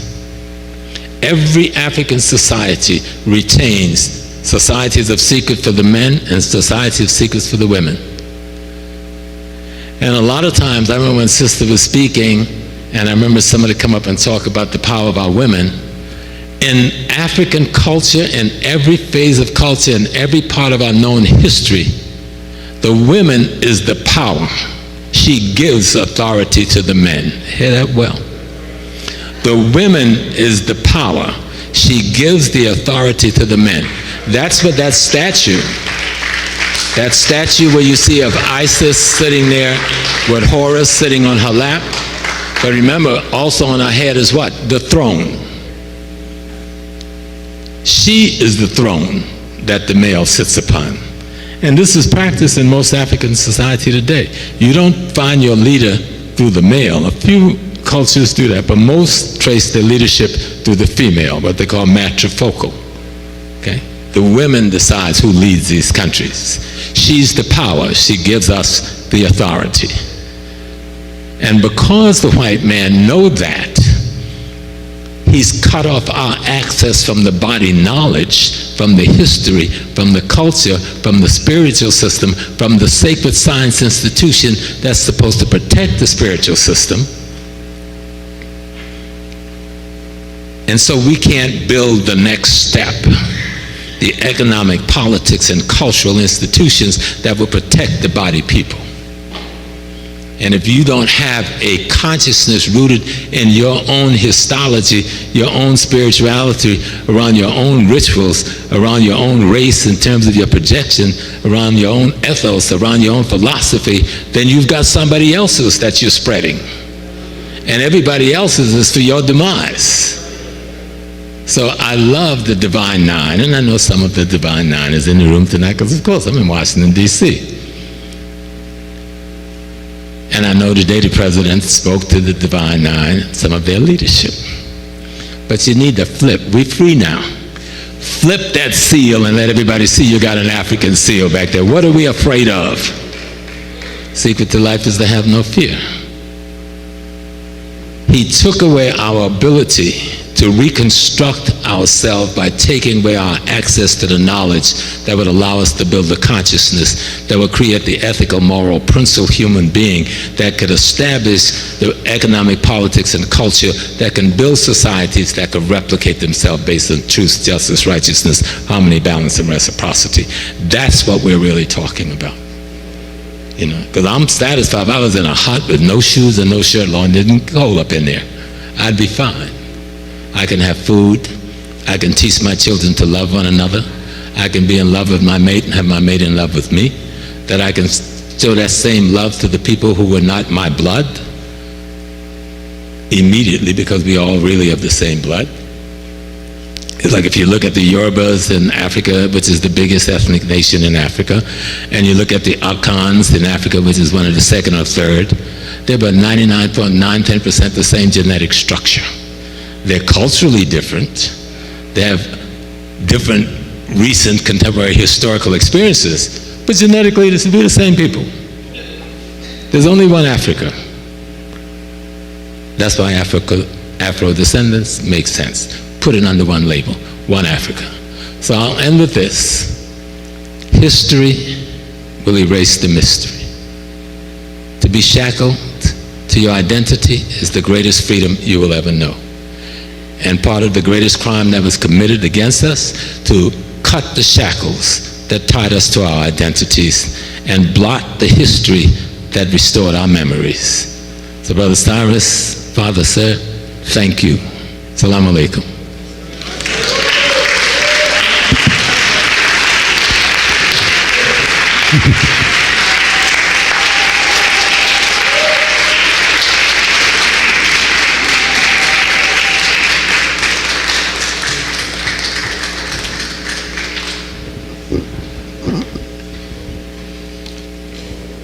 See, when you speak from the soul, you speak to the soul. And you can tell whenever our dear great elder speaks, he speaks from the soul, because it's something about his words that just resonate with you in a way that activates that Africanity. So we thank you, Professor, for all that you have done and all that you continue to do in the name of truth. Please, again, just give him one more round of applause.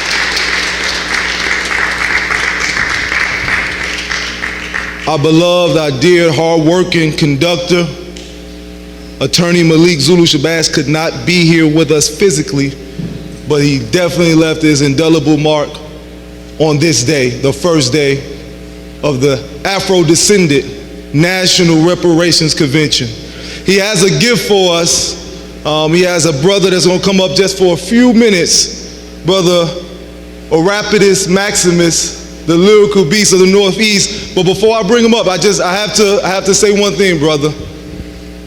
I need some help from all of us, because everything is real. You heard the Honorable Silas Muhammad. You heard the Queen. You heard all of these great men and women talk about the over 30-year experience of going to Geneva and fighting on our behalf, even when we was oblivious to the reality. These things are real. They had to really go into their pockets to pay for their expenses, their lodging, the food, every single thing that it took for us to get to this day. So this isn't us asking in the sense that we need you to, but we need you to, because the only way we're going to go to the next level if we are understanding that this is a collective effort. And so if you see it in your hearts, as which we have done, please give a donation. We're going to put, it's already up there, the Cash App, PayPal, please. Your donation is much appreciated and is much needed, because we're past the stage of reparations just being a conversation. It's a full-blown, ongoing reality.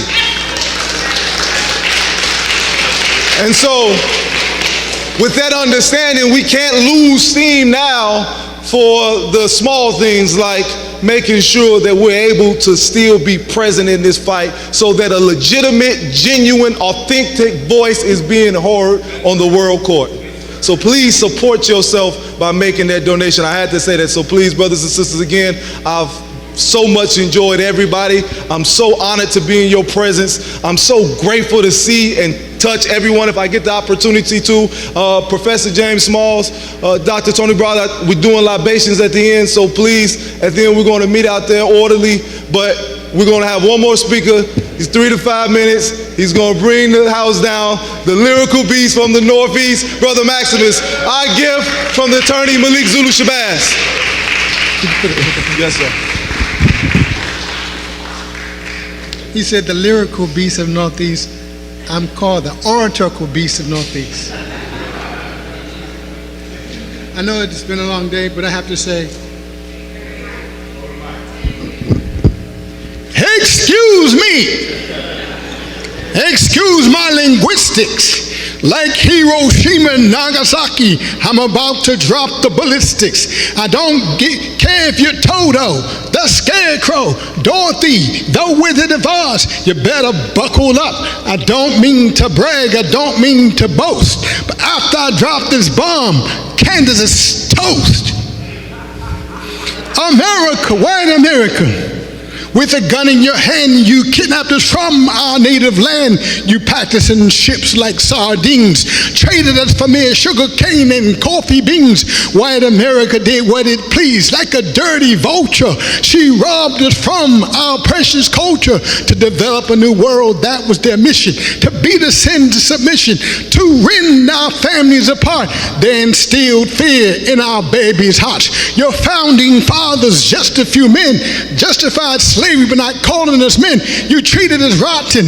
You forced us to pick the cotton.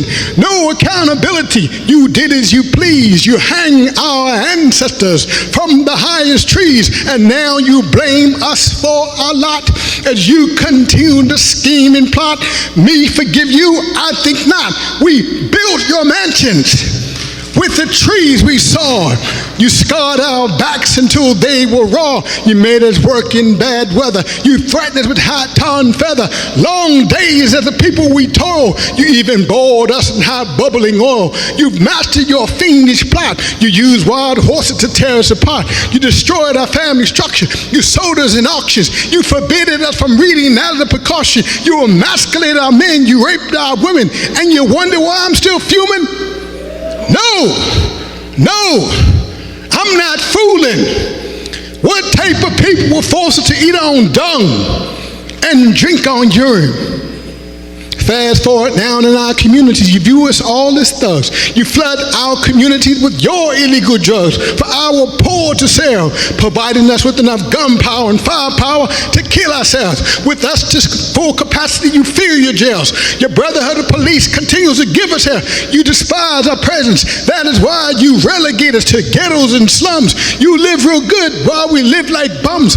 All these crimes, all these atrocities charged against you are true, unembellished, accurate level. So why are you insulted when we call you devils? To err is human, to forgive is divine. Maybe that's your mantra, but it is not mine.